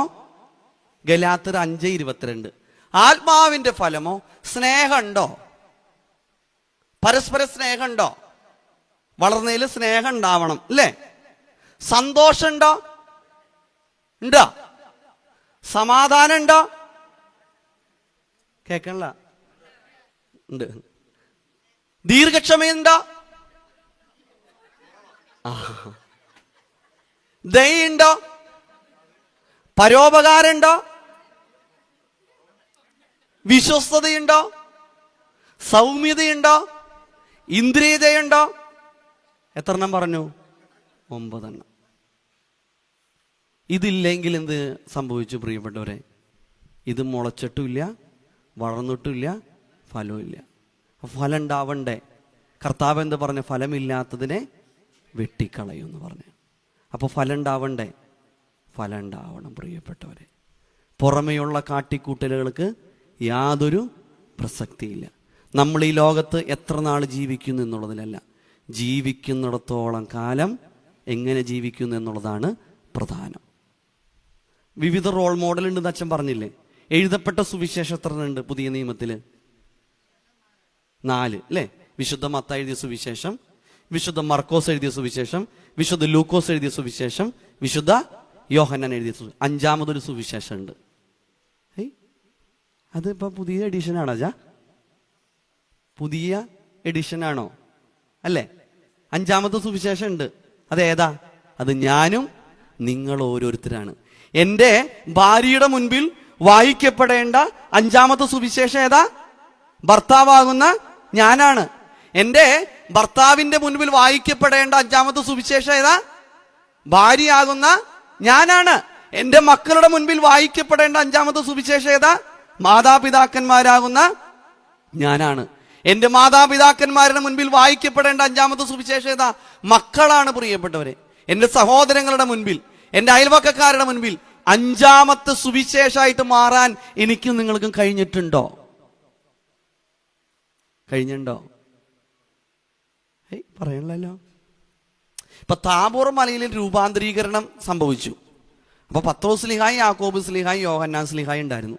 അപ്പൊ 3 പേരും കർത്താവിനോട് പറഞ്ഞു, ഗുരു, നമുക്ക് 3 കൂടാരം ഇവിടെ അടിക്കാം. 1 മോശയ്ക്ക്, 1 ഏലിയാവിന്, 1 നമുക്ക്. സുഖ. കർത്താവ് പറഞ്ഞു, മക്കളെ, ഇവിടെയല്ല നമ്മുടെ പ്രവർത്തനം, ഈ മലയുടെ താഴെയാണ്. കാരണം അവിടെയാണ് എന്തുള്ളൂ? അഹങ്കാരമുള്ളൂ. അവിടെയാണ് എന്തുള്ളൂ? അസൂയുള്ളൂ. അവിടെയാണ് എന്തുള്ളൂ? വൈരാഗ്യമുള്ളൂ.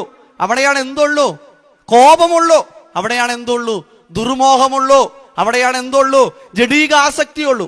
അവിടെയാണ് എന്തായിട്ട് മാറേണ്ടത്? സ്നേഹമാകുന്ന, സന്തോഷമാകുന്ന, സമാധാനമാകുന്ന, ദീർഘക്ഷമയാകുന്ന, ദയയാകുന്ന, പരോപകാരമാകുന്ന, വിശ്വസ്തതയാകുന്ന, ഇന്ദ്രിയജയമാകുന്ന ഫലങ്ങൾ പുറപ്പെടുവിക്കുന്ന 5-മത്തെ സുവിശേഷമായിട്ട് അവിടെയാണ് മാറേണ്ടത്. അവിടെയാണ് മാറേണ്ടത്. ഇവിടെയാണ് എൻ്റെ നിങ്ങളുടെ ഈ ഹൃദയം പരിശോധിക്കപ്പെടേണ്ടത്. ഈ ഒരു മനസ്സ് കണ്ടുകൊണ്ടാണ് നിക്കോദിമോസിനോട് ക്രിസ്തു പറഞ്ഞു, മോനെ, നീ പുതുതായിട്ട് ജനിക്കണം. ജനിച്ചോ? നമുക്ക് നോക്കാം. വിശുദ്ധ യോഹന്നാൻ എഴുതിയ സുവിശേഷം 7-മത്തെ അധ്യായം 50-51 തിരുവചനം. വിശുദ്ധ യോഹന്നാൻ എഴുതിയ സുവിശേഷം 7-മത്തെ അധ്യായം 50-51 തിരുവചനം. അവരിൽ ഒരുവനായി മുമ്പേ അവന്റെ അടുക്കൽ വന്നിരുന്ന നിക്കോദിമോസ് ഒരുവന്റെ വാമൊഴി ആദ്യം കേൾക്കുകയും അവൻ ചെയ്തത് ഇന്നതെന്നും അറിയുകയും ചെയ്തിട്ടല്ലാതെ നമ്മുടെ ന്യായപ്രമാണം അവനെ വിധിക്കുന്നുവോ? അവരിൽ ഒരുവനായി മുമ്പേ അവന്റെ അടുക്കൽ വന്നിരുന്ന നിക്കോദിമോസ് ഒരുവന്റെ വാമൊഴി ആദ്യം കേൾക്കുകയും അവൻ ചെയ്തത് ഇന്നതെന്നും അറിയുകയും ചെയ്തിട്ടല്ലാതെ നമ്മുടെ ന്യായപ്രമാണം അവനെ വിധിക്കുന്നുവോ? ഇവൻ എപ്പോഴാ വന്നത്? രാത്രിയിൽ. എന്തുകൊണ്ടാണ്? പേടിച്ചുകൊണ്ടാണ്. പക്ഷേ ആ പേടിച്ച മനുഷ്യൻ പരീശന്മാരുടെ മധ്യത്തിൽ നിന്നുകൊണ്ട് കർത്താവിന് വേണ്ടി പ്രഘോഷിക്കുകയാണ്. കർത്താവിനെ, യേശു ക്രിസ്തുവിനെ പ്രഘോഷിക്കുന്നു. കണ്ടോ? അവന്റെ പേടിയൊക്കെ പോയി. കാരണം എന്തു സംഭവിച്ചു? അവന്റെ ഉള്ളിൽ ഒരു മാറ്റം ഉണ്ടായി. കണ്ടോ? ഇവിടെ കുറച്ച് ആളുകൾ ഇപ്പൊ കയറി വന്നിട്ട് പറയാണ്, യേശുവിൽ വിശ്വാസമുള്ളവരൊക്കെ ഇവിടെ ഇരിക്കൂ. എന്ത് പറഞ്ഞാൽ നമ്മൾ എന്ത് ചെയ്യും? നമ്മൾ ഇവിടെ ഇരിക്കും അല്ലേ? ഇരിക്കില്ലേ? എല്ലാവരും ഇരിക്കൂലോ അല്ലേ? ചോദ്യം സിമ്പിളാണ്. എല്ലാവരും ഇരിക്കില്ലേ? രണ്ടാമത്തെ ചോദ്യം, അവരെയൊക്കെ വെടിവെച്ച് കൊല്ലും.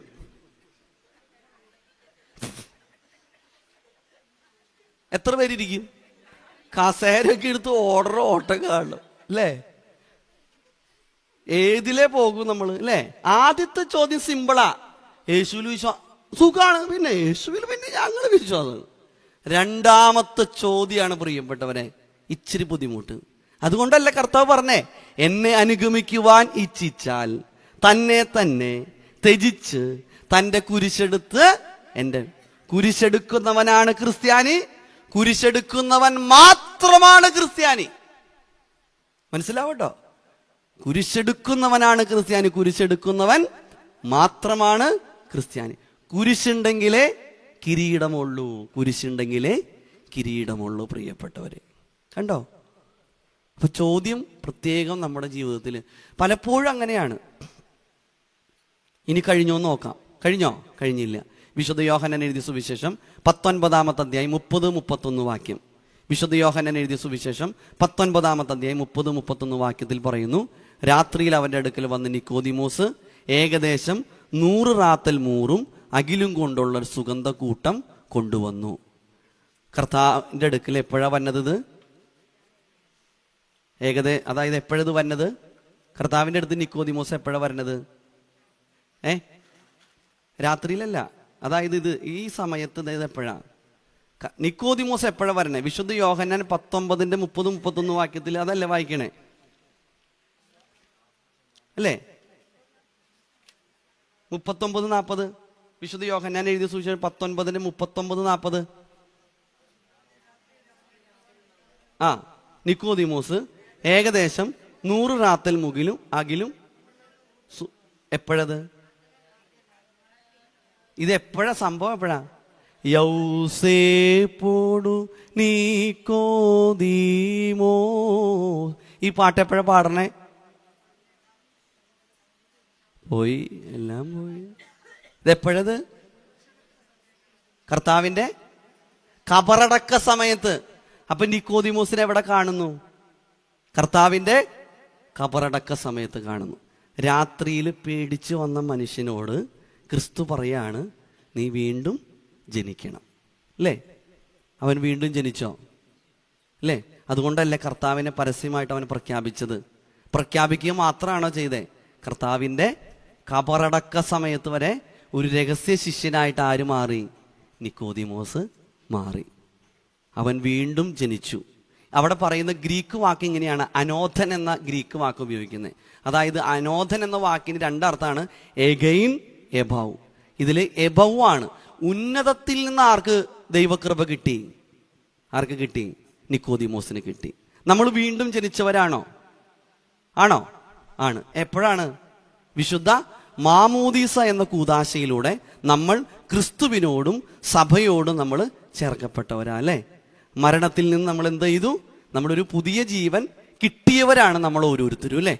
അപ്പോൾ ആ വീണ്ടും ജനിച്ച നമ്മുടെ ജീവിതത്തിൽ ചിലപ്പോൾ ഈ ലോകത്തിലൂടെ കടന്നു പോകുമ്പോൾ പലവിധമായ കുറവുകളും പോരായ്മകളൊക്കെ നമ്മുടെ ജീവിതത്തിൽ സംഭവിക്കാം. അപ്പൊ ഇവിടെ നമ്മൾ എന്ത് ചെയ്യണം? പരിശുദ്ധ കുമ്പസാരം എന്ന കൂദാശയിലൂടെ നമ്മുടെ കുറവുകളൊക്കെ ദൈവസന്നിധിയിൽ നമ്മൾ ഏറ്റുപറയണം. ദൈവസന്നിധിയിൽ ഏറ്റുപറയണം. ഇപ്പൊ കുമ്പസാരത്തിന്റെ സമയമല്ലേ? കുമ്പസാരിച്ചോ? അല്ല, ഇനി സമയമുണ്ടല്ലോ, ചിലപ്പോൾ 2 ആഴ്ച കൂടി ഉണ്ടല്ലോ അല്ലേ? നാളെയുണ്ട് അല്ലേ? നമ്മളെപ്പോഴാ എങ്ങനെയാ കുമ്പസാരിക്കാൻ വരണത്? ഞങ്ങൾ പോവാച്ച, അങ്ങനെ പോയി ഞങ്ങൾ അച്ഛൻ്റെ അടുത്ത്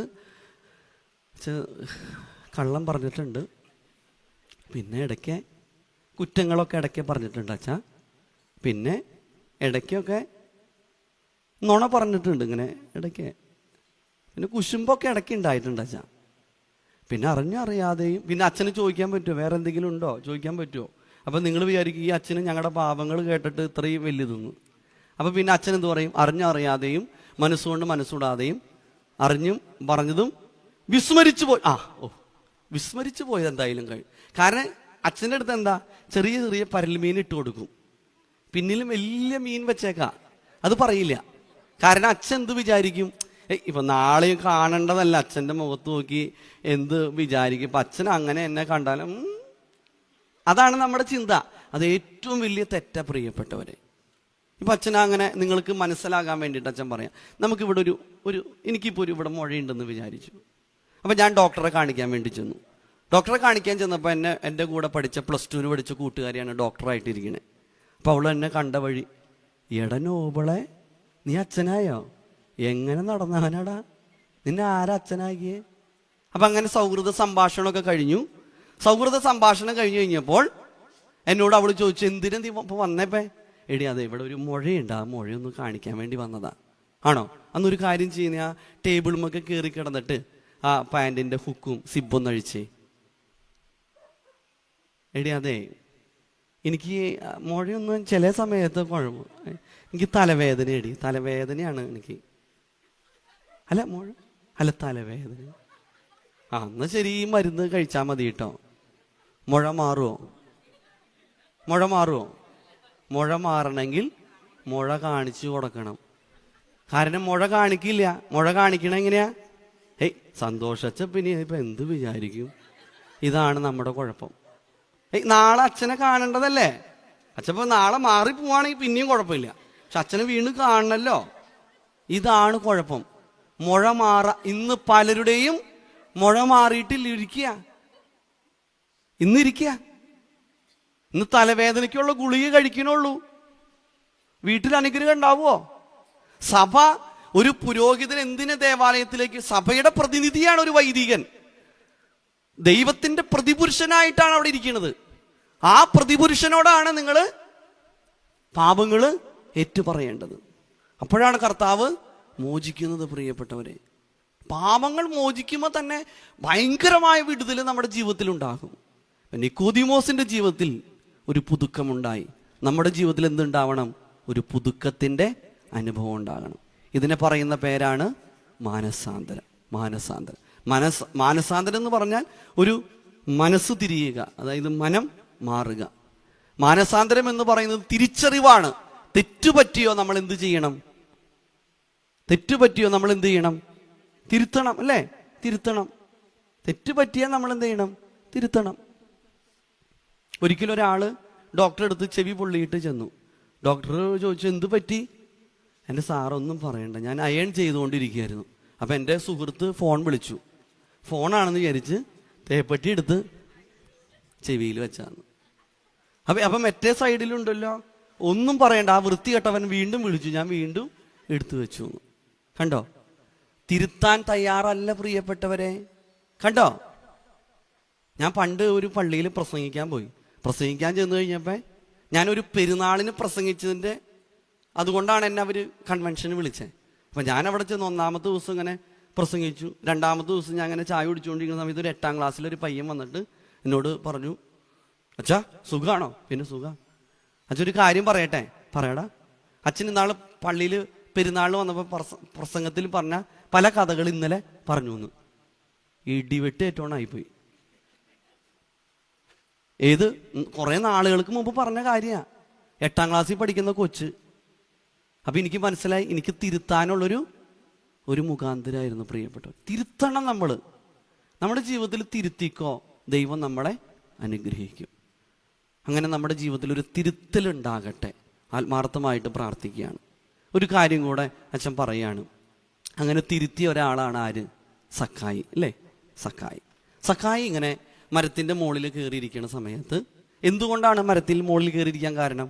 അവന് പൊക്കം കുറവായിരുന്നു, പിന്നെ ചുങ്കക്കാരൻ എന്നുള്ളൊരു ഒരു അപകർഷത ഉണ്ടായിരുന്നു. അല്ലേ? അങ്ങനെയാണ് അവനെ ഈ മുകളിൽ കയറിയിരിക്കണേ.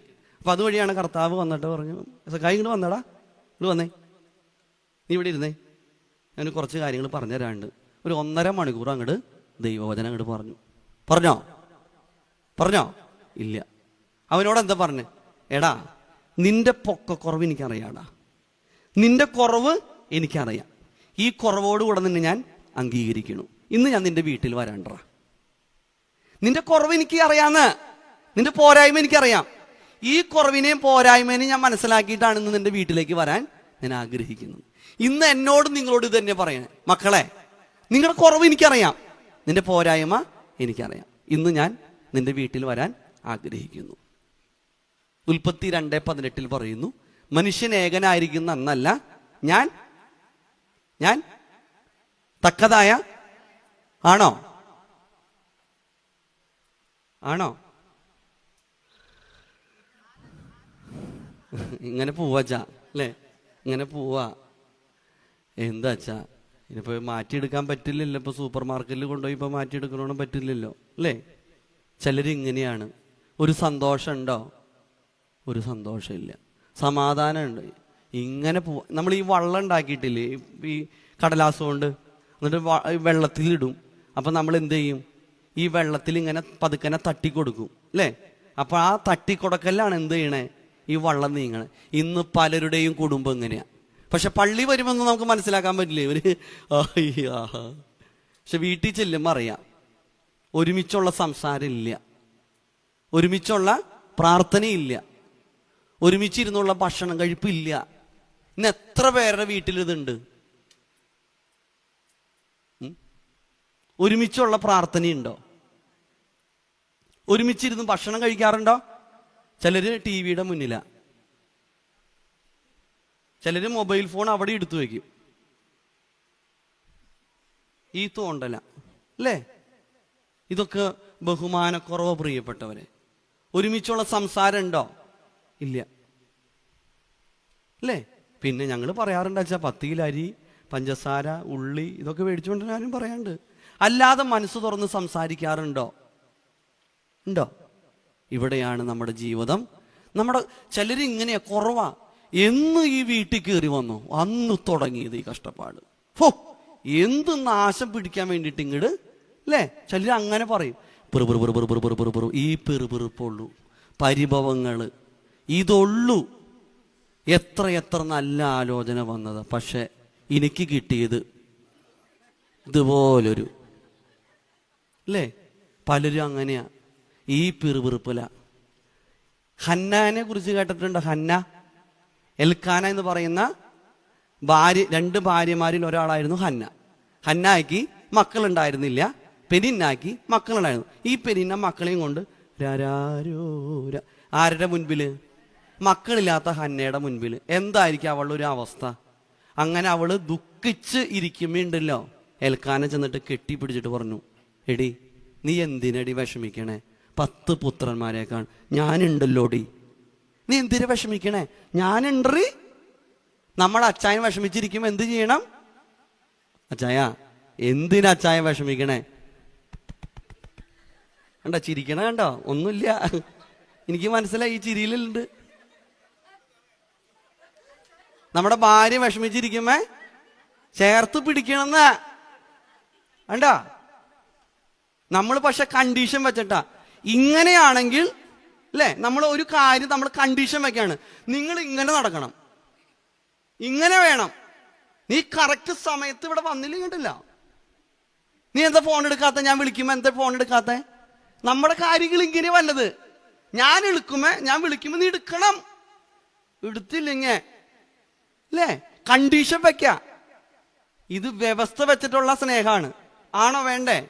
വ്യവസ്ഥ ഇല്ലാതെ സ്നേഹിക്കണം. അതിനെ പറയുന്ന പേരാണ് അൺകണ്ടീഷൻ ലവ്. കർത്താവ് അങ്ങനെയല്ല സ്നേഹിച്ചേ. തന്റെ ഏകജാതനായ പുത്രനിൽ വിശ്വസിക്കുന്ന ഏവനും നശിച്ചു പോകാതെ നിത്യജീവൻ പ്രാപിക്കേണ്ടതിന് തന്റെ പ്രിയ മകനെ ഈ ലോകത്തിലേക്ക് നൽകുവാൻ തക്കവണ്ണം ഈ ലോകത്തെ സ്നേഹിച്ചു. കുറവിനെ ആ കുറവോടുകൂടെ അംഗീകരിക്കണം.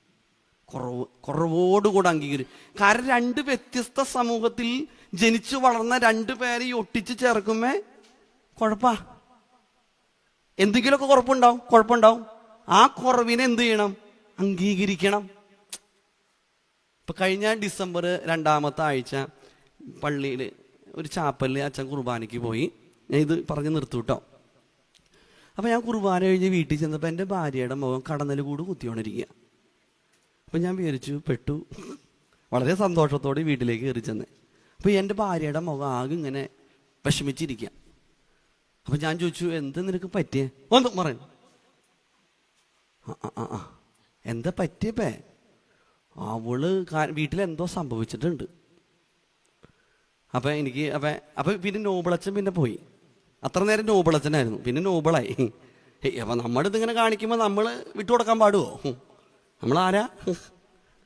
അപ്പൊ നമ്മൾക്ക് ഇച്ചിരി കൂടിയും ഊണോ. അപ്പൊ ഞാനങ്ങനെ കുറച്ച് സമയം ഇരുന്നപ്പോൾ എനിക്കൊരു എനിക്ക് വേണ്ട, കട്ടൻ ചായ വേണ്ട. ഉച്ചയ്ക്ക് എനിക്ക് വേണ്ട. അന്ന് വൈകിട്ട് എനിക്ക് പ്രസംഗമുണ്ട്, സ്നേഹത്തെക്കുറിച്ച പ്രസംഗം ഇന്ന് വൈകിട്ട്.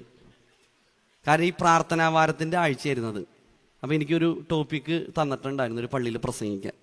അപ്പോൾ ഞാനിങ്ങനെ എഴുതിക്കൊണ്ടിരിക്കുക, സ്നേഹം ദീർഘമായി ക്ഷമിക്കുന്നു, നിഗളിക്കുന്നില്ല, ചീർക്കുന്നില്ല. എവിടെ? ചായ വീണ്ടും 3 മണിക്ക് കൊണ്ടുവന്നു. എനിക്ക് വേണ്ട. കണ്ടോ പ്രിയപ്പെട്ടവരെ, പോണ സമയത്തും നമ്മൾ ഇങ്ങനെ പോവുക. സന്ധ്യാപ്രാർത്ഥനയ്ക്ക് കയറി, ദൈവമേ നിന്റെ കൃപയിൻ പ്രകാരം എന്നുള്ള 51-ാം സങ്കീർത്തനം ചൊല്ലി 2 സ്റ്റാൻസ് കഴിഞ്ഞപ്പോൾ എൻ്റെ ഉള്ളിൻ്റെ ഉള്ളിൽ, ചങ്കിൻ്റെ ഉള്ളിലൊരു കുളത്തിപ്പിടിക്കൽ, ചൂണ്ടക്കുളത്ത് പോലെ. ഞാൻ പ്രസംഗിക്കാൻ പോകുന്ന വിഷയം ഏതാ? സ്നേഹം. എനിക്ക് എൻ്റെ ഭാര്യയോട് എന്തുണ്ട്? സ്നേഹമുണ്ടോ? ഇല്ല. ഞാൻ പ്രസംഗിക്കണതിൽ അർത്ഥമുണ്ടോ? ഇല്ല. ഞാൻ അപ്പം തീരുമാനം എടുത്തു, ഈ പ്രസംഗം കഴിഞ്ഞ് അപ്പം തന്നെ ഞാൻ കുമ്പസാരിക്കും. കാരണം രാവിലെ പിന്നെ ഞായറാഴ്ച കുർബാനയുണ്ട്. അപ്പം ഞാനത് കഴിഞ്ഞു, ഞാൻ പ്രസംഗം കഴിഞ്ഞ് നേരെ കുമ്പസാരിക്കാൻ മദ്ബഹായിലേക്ക് അച്ഛൻ്റെ അടുത്ത് ചെന്നു. അച്ഛനിക്ക് കുമ്പസാരിക്കണം. കുമ്പസാരിച്ചു. കുമ്പസാരിച്ചതിന് ശേഷം എന്നോട് അച്ഛന്മാർ പറഞ്ഞു, അച്ഛാ ഈ മലയുടെ ഈ ഞങ്ങളുടെ നാട്ടിൽ ഈ പന്നിയുടെയും മൃഗത്തിൻ്റെ ശല്യം ഉണ്ട്. അപ്പോൾ അതുകൊണ്ട് എന്നോട് പറഞ്ഞു, അച്ഛൻ ഇപ്പോൾ പോകണ്ട, രാവിലെ എഴുന്നേറ്റ് പോയാൽ മതി എന്ന് പറഞ്ഞു. വേറൊരു പള്ളിയിൽ പോയി കിടന്നാൽ മതി എന്ന് പറഞ്ഞു. അപ്പോൾ ഞാൻ അവിടെ പോയി കിടന്നു. വേറൊരു അച്ഛൻ്റെ കൂടെ കിടക്കണേ. അപ്പം എനിക്ക് എൻ്റെ ഭാര്യേനെ വിളിക്കണമെന്നൊരു ആഗ്രഹമുണ്ട്. കാരണം അവിടെ നിന്ന് പോകുന്നത് വേറെ മൂഡിലാണല്ലോ വന്നേ. അപ്പോൾ ഭാര്യയോട് വിളിച്ച് രമ്യതപ്പെടണ്ടേ? കാരണം പാപങ്ങളൊക്കെ ഏറ്റു പറഞ്ഞുല്ലോ. അപ്പം പിന്നെ നമ്മൾ ആക്ഷൻ ഉണ്ടാവണ്ട അവിടെ. അപ്പോൾ മറ്റേ അച്ഛൻ എന്ത് വിചാരിക്കുമെന്ന് എൻ്റെ മനസ്സിലൊരു ചിന്ത. അപ്പം ഞാൻ എന്ത് ചെയ്തു? ബീനെ എന്തുണ്ടീ, ഭക്ഷണമൊക്കെ കഴിച്ചോ? കുഴപ്പമില്ലല്ലോ, സന്തോഷമായിട്ടിരിക്കണോ? പോട്ടെ, സാരില്ലടി കേട്ടോ, നീ എന്നോട് ക്ഷമിക്കേ കേട്ടോ, പോട്ടെ, ചക്കര ഉമ്മ കേട്ടോ, പഞ്ചാര ഉമ്മ, ശരി, ഓക്കെ, കഴിഞ്ഞു. ഇത്രേ ഉള്ളൂ, കഴിഞ്ഞു. കണ്ടോ, കുറവ് സംഭവിക്കാം അല്ലേ? അച്ഛന് സംഭവിക്കാം അല്ലേ? നമ്മൾ എന്ത് ചെയ്യണം? തിരുത്തണം പ്രിയപ്പെട്ടവരെ. തിരുത്തിയോ നമ്മുടെ ജീവിതത്തിൽ എന്ത് കിട്ടും? ദൈവാനുഗ്രഹം കിട്ടും.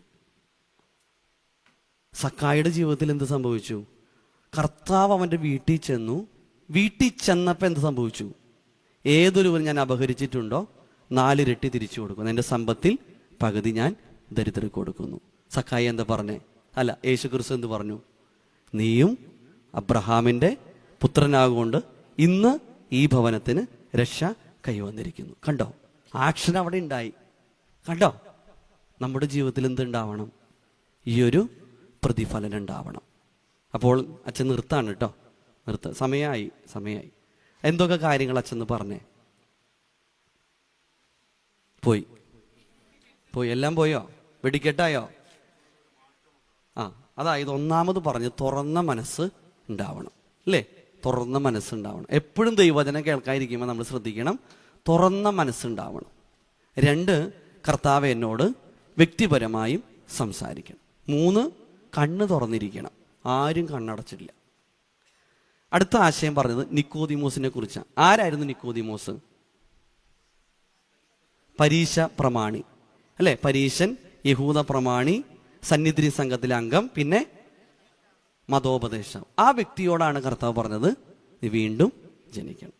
അപ്പോൾ പ്രിയപ്പെട്ടവർ, ഇവിടെ ചിന്തിക്കേണ്ട ഒരു കാര്യം, ഇത്ര ക്വാളിഫിക്കേഷൻ ഉള്ള ഒരാളോടാണ് കർത്താവ് എന്ത് പറയുന്നത്?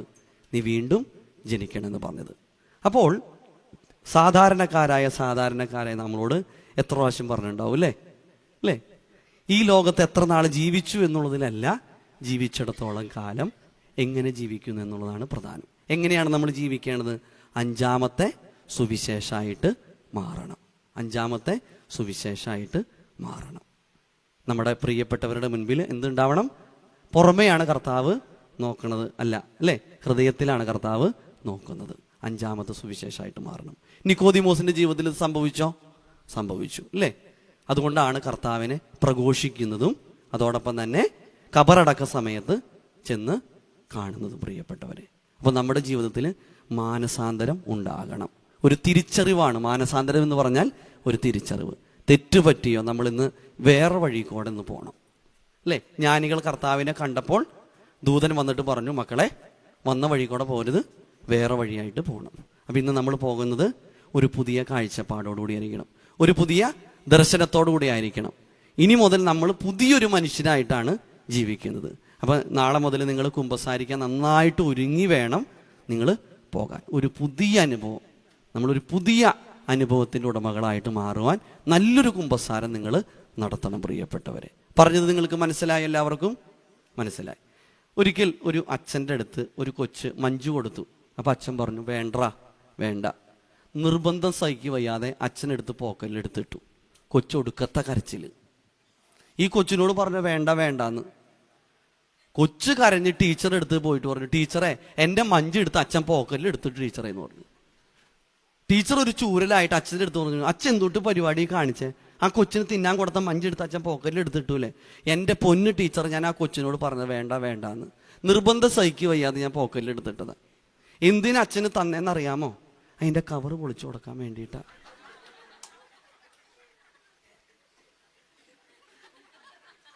ഞാൻ പറഞ്ഞത് നിങ്ങൾക്ക് മനസ്സിലായോ? ഇത്രയും സമയം എന്തിനാ പറഞ്ഞെന്ന് മനസ്സിലായോ?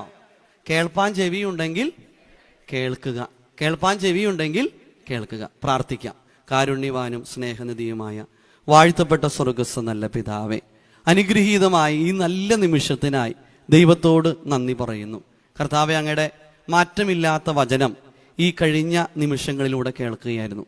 നിക്കോദിമോസിനോട് കർത്താവ് സംസാരിച്ചത് പ്രകാരം കർത്താവെ, ഞങ്ങൾ പലപ്പോഴും പുറമെ ഞങ്ങൾ പ്രാർത്ഥിക്കുന്ന ആളുകളാണ്, പുറമെ ഞങ്ങൾ നോമ്പെടുക്കുന്ന ആളുകളാണ്, പുറമെ ഞങ്ങൾ ഭയങ്കരമായിട്ട് നന്മകളൊക്കെ ചെയ്യുന്ന ആളുകളാണ്. പക്ഷെ എൻ്റെ ഉള്ളിൻ്റെ പലപ്പോഴും കർത്താവുമായിട്ട് അത്ര അടുപ്പത്തിലല്ലായിരുന്നു. പക്ഷേ ആ നിക്കോദിമോസിനോട് കർത്താവ് പറഞ്ഞ ആ വചനത്തിൻ്റെ ആ വെളിച്ചം എൻ്റെ ജീവിതത്തിൽ ഇന്ന് സ്പർശിച്ചു. കർത്താവെ, ദൈവകൃപ തന്നതിനായിട്ട് സ്തോത്രം ചെയ്യുന്നു. കർത്താവ്, ഇനി അങ്ങയായിട്ടുള്ളൊരു കണക്ഷനിൽ ജീവിക്കുവാൻ, എൻ്റെ കുഞ്ഞുങ്ങളെ മാതൃകാപരമായി വളർത്താൻ, എൻ്റെ ജീവിത പങ്കാളിയുടെ മുൻപിൽ, എൻ്റെ സഹോദരങ്ങളുടെ മുൻപിൽ, എൻ്റെ പ്രിയപ്പെട്ടവരുടെ മുൻപിൽ ഒരു അഞ്ചാമത്തെ സുവിശേഷമായിട്ട് മാറുവാൻ എനിക്ക് തന്ന കൃപയ്ക്കായിട്ട് സ്തോത്രം ചെയ്യുന്നു. കർത്താവ്, ഈ കിട്ടിയ ചൈതന്യം പോകാതെ ഏറ്റവും നന്നായി ഒരു പുതുക്കത്തോടുകൂടെ ജീവിക്കുവാൻ എന്നെ സഹായിക്കണമേ എന്ന് പ്രത്യേകമായി പ്രാർത്ഥിക്കുന്നു. എൻ്റെ കുടുംബത്തെ അവിടെ നിന്ന് അനുഗ്രഹിക്കണമേ, എൻ്റെ ഇടവകയെ അനുഗ്രഹിക്കണമേ, എൻ്റെ ഇടവകയിലുള്ള ബഹുമാനപ്പെട്ട അച്ഛൻ്റെ ശുശ്രൂഷ അനുഗ്രഹിക്കണമേ, ഞങ്ങളുടെ തിരുമേനെ അനുഗ്രഹിക്കണമേ, ഞങ്ങളുടെ ഭദ്രാസനത്തെ അനുഗ്രഹിക്കണമേ, എല്ലാ വൈദികരെ അനുഗ്രഹിക്കണമേ. ഞങ്ങളുടെ ഈ ഭദ്രാസനം, ഞങ്ങളുടെ അച്ഛന്മാർ, ഞങ്ങളുടെ ഇടവക എല്ലാം ഒരു അനുഗ്രഹമായി തീരട്ടെ. ഞങ്ങളുടെ ഇടവകയിലുള്ള എല്ലാ മക്കളും ഒരു അനുഗ്രഹമായി തീരട്ടെ എന്ന് ആത്മാർത്ഥമായി പ്രാർത്ഥിക്കുന്നു. നാഥാ, ഒരു നല്ല ഒരു ഈസ്റ്റർ ആഘോഷിക്കുവാൻ ഞങ്ങളെ സഹായിക്കണമേ. പഴയതിൽ നിന്ന് പോയി ഒരു പുതിയതായിട്ട് തീരുവാൻ ഞങ്ങളെ സഹായിക്കണമേ എന്ന് പ്രത്യേകമായി പ്രാർത്ഥിക്കുന്നു. നല്ല കുമ്പസാരം നടത്താൻ ഒരുക്കണമേ. പരിശുദ്ധ ദൈവമാതാവേ, പരിശുദ്ധ പിതാക്കന്മാരെ മധ്യസ്ഥ വഹിക്കണമേ. ആയത് പിതാവിൻ്റെയും പുത്രൻ്റെയും പരിശുദ്ധ റൂഹായുടെയും നാമത്തിൽ തന്നെ ആമേൻ. പ്രിയപ്പെട്ടവരെ, ഇത്രയും സമയം ദൈവത്തിൻ്റെ വചനം പറയാൻ ദൈവകൃപ തന്നതിനായിട്ട് ദൈവത്തോട് നന്ദി പറയുകയാണ്. പ്രത്യേകിച്ച് ഇതിന് ക്ഷണിച്ച ബഹുമാനപ്പെട്ട സന്തോഷച്ചനോട് ഒത്തിരി നന്ദി പറയുന്നു. അതോടൊപ്പം തന്നെ ഈ കുടുംബത്തിൻ്റെ പ്രിയപ്പെട്ട അനീഷച്ചായൻ, സാരു ചേച്ചി, കുഞ്ഞുങ്ങൾ, പ്രിയപ്പെട്ട മാതാവ്, നിങ്ങളെല്ലാവരോടും നന്ദി പറയണു. അച്ഛനെ ഓർക്കുമോ? പ്രാർത്ഥിക്കുമോ? ചിലരോട് കാശ് ചോദിച്ചോണ്ടാണ്, ഇല്ല അച്ഛാ, കടം ചോദിച്ചോണ്ടാണ് ചിലരുടെ ഇരിപ്പ് കാണുമേ. പ്രാർത്ഥിക്കണം കേട്ടോ. അച്ഛനെ അങ്ങനെ പറയാൻ കാരണം എന്താണെന്നറിയും? എൻ്റെ അപ്പച്ചനും അമ്മച്ചിയും എൻ്റെ ഭാര്യയും കുഞ്ഞും എൻ്റെ സഹോദരങ്ങൾ ഇപ്പം അവിടെ പ്രാർത്ഥിച്ചുകൊണ്ടിരിക്കുകയാണ്. അതിൻ്റെ വെളിച്ചത്തിലാണ് അച്ഛൻ ഇങ്ങനെ നിൽക്കണേ. എൻ്റെ അമ്മ എപ്പോഴും ചോദിക്കും, മോനെ എപ്പോഴാണ് പ്രസംഗം ആരംഭിക്കണേ? അപ്പോൾ ആ പ്രസംഗം തുടങ്ങുന്ന സമയം മുതൽ എൻ്റെ അമ്മ, എൻ്റെ വീട്ടിലുള്ളവരൊക്കെ എനിക്ക് വേണ്ടി പ്രാർത്ഥിക്കും. എൻ്റെ അമ്മയ്ക്ക് 40ാമത്തെ വയസ്സിലുണ്ടായ സന്താനം ഞാൻ. മൂത്തത് 2 ചേട്ടന്മാരാ, മൂന്നാമത്തത് ഒരു പെണ്ണാവട്ടെ എന്ന് വിചാരിച്ചു, പക്ഷേ ഈ പരിവായി പോയി. അപ്പോൾ അതുകൊണ്ട് അവരുടെ ആ ബലത്തിലാണ്. അപ്പം നിങ്ങൾ ഓരോരുത്തരും അച്ഛന് വേണ്ടി പ്രാർത്ഥിച്ചു നോക്കിയേ, എന്തോ ഒരു അനുഗ്രഹം കിട്ടണേ അല്ലേ? ഇപ്പം വീട്ടിലുള്ള അവർ പ്രാർത്ഥിക്കുമ്പോൾ എനിക്ക് ദൈവത്തിൻ്റെ വലിയ ഇത്രയും കൃപ കിട്ടുമ്പോൾ നിങ്ങൾ ഓരോരുത്തരും പ്രാർത്ഥിക്കുമ്പോഴോ അനേക സ്ഥലങ്ങളിൽ ദൈവവചനം ശക്തമായിട്ട് അതിൻ്റെ മർമ്മത്തെ വ്യാഖ്യാനിച്ചു കൊടുക്കാൻ പറ്റും. നിങ്ങൾ പ്രാർത്ഥിക്കണം കേട്ടോ. ദൈവം അനുഗ്രഹിക്കട്ടെ.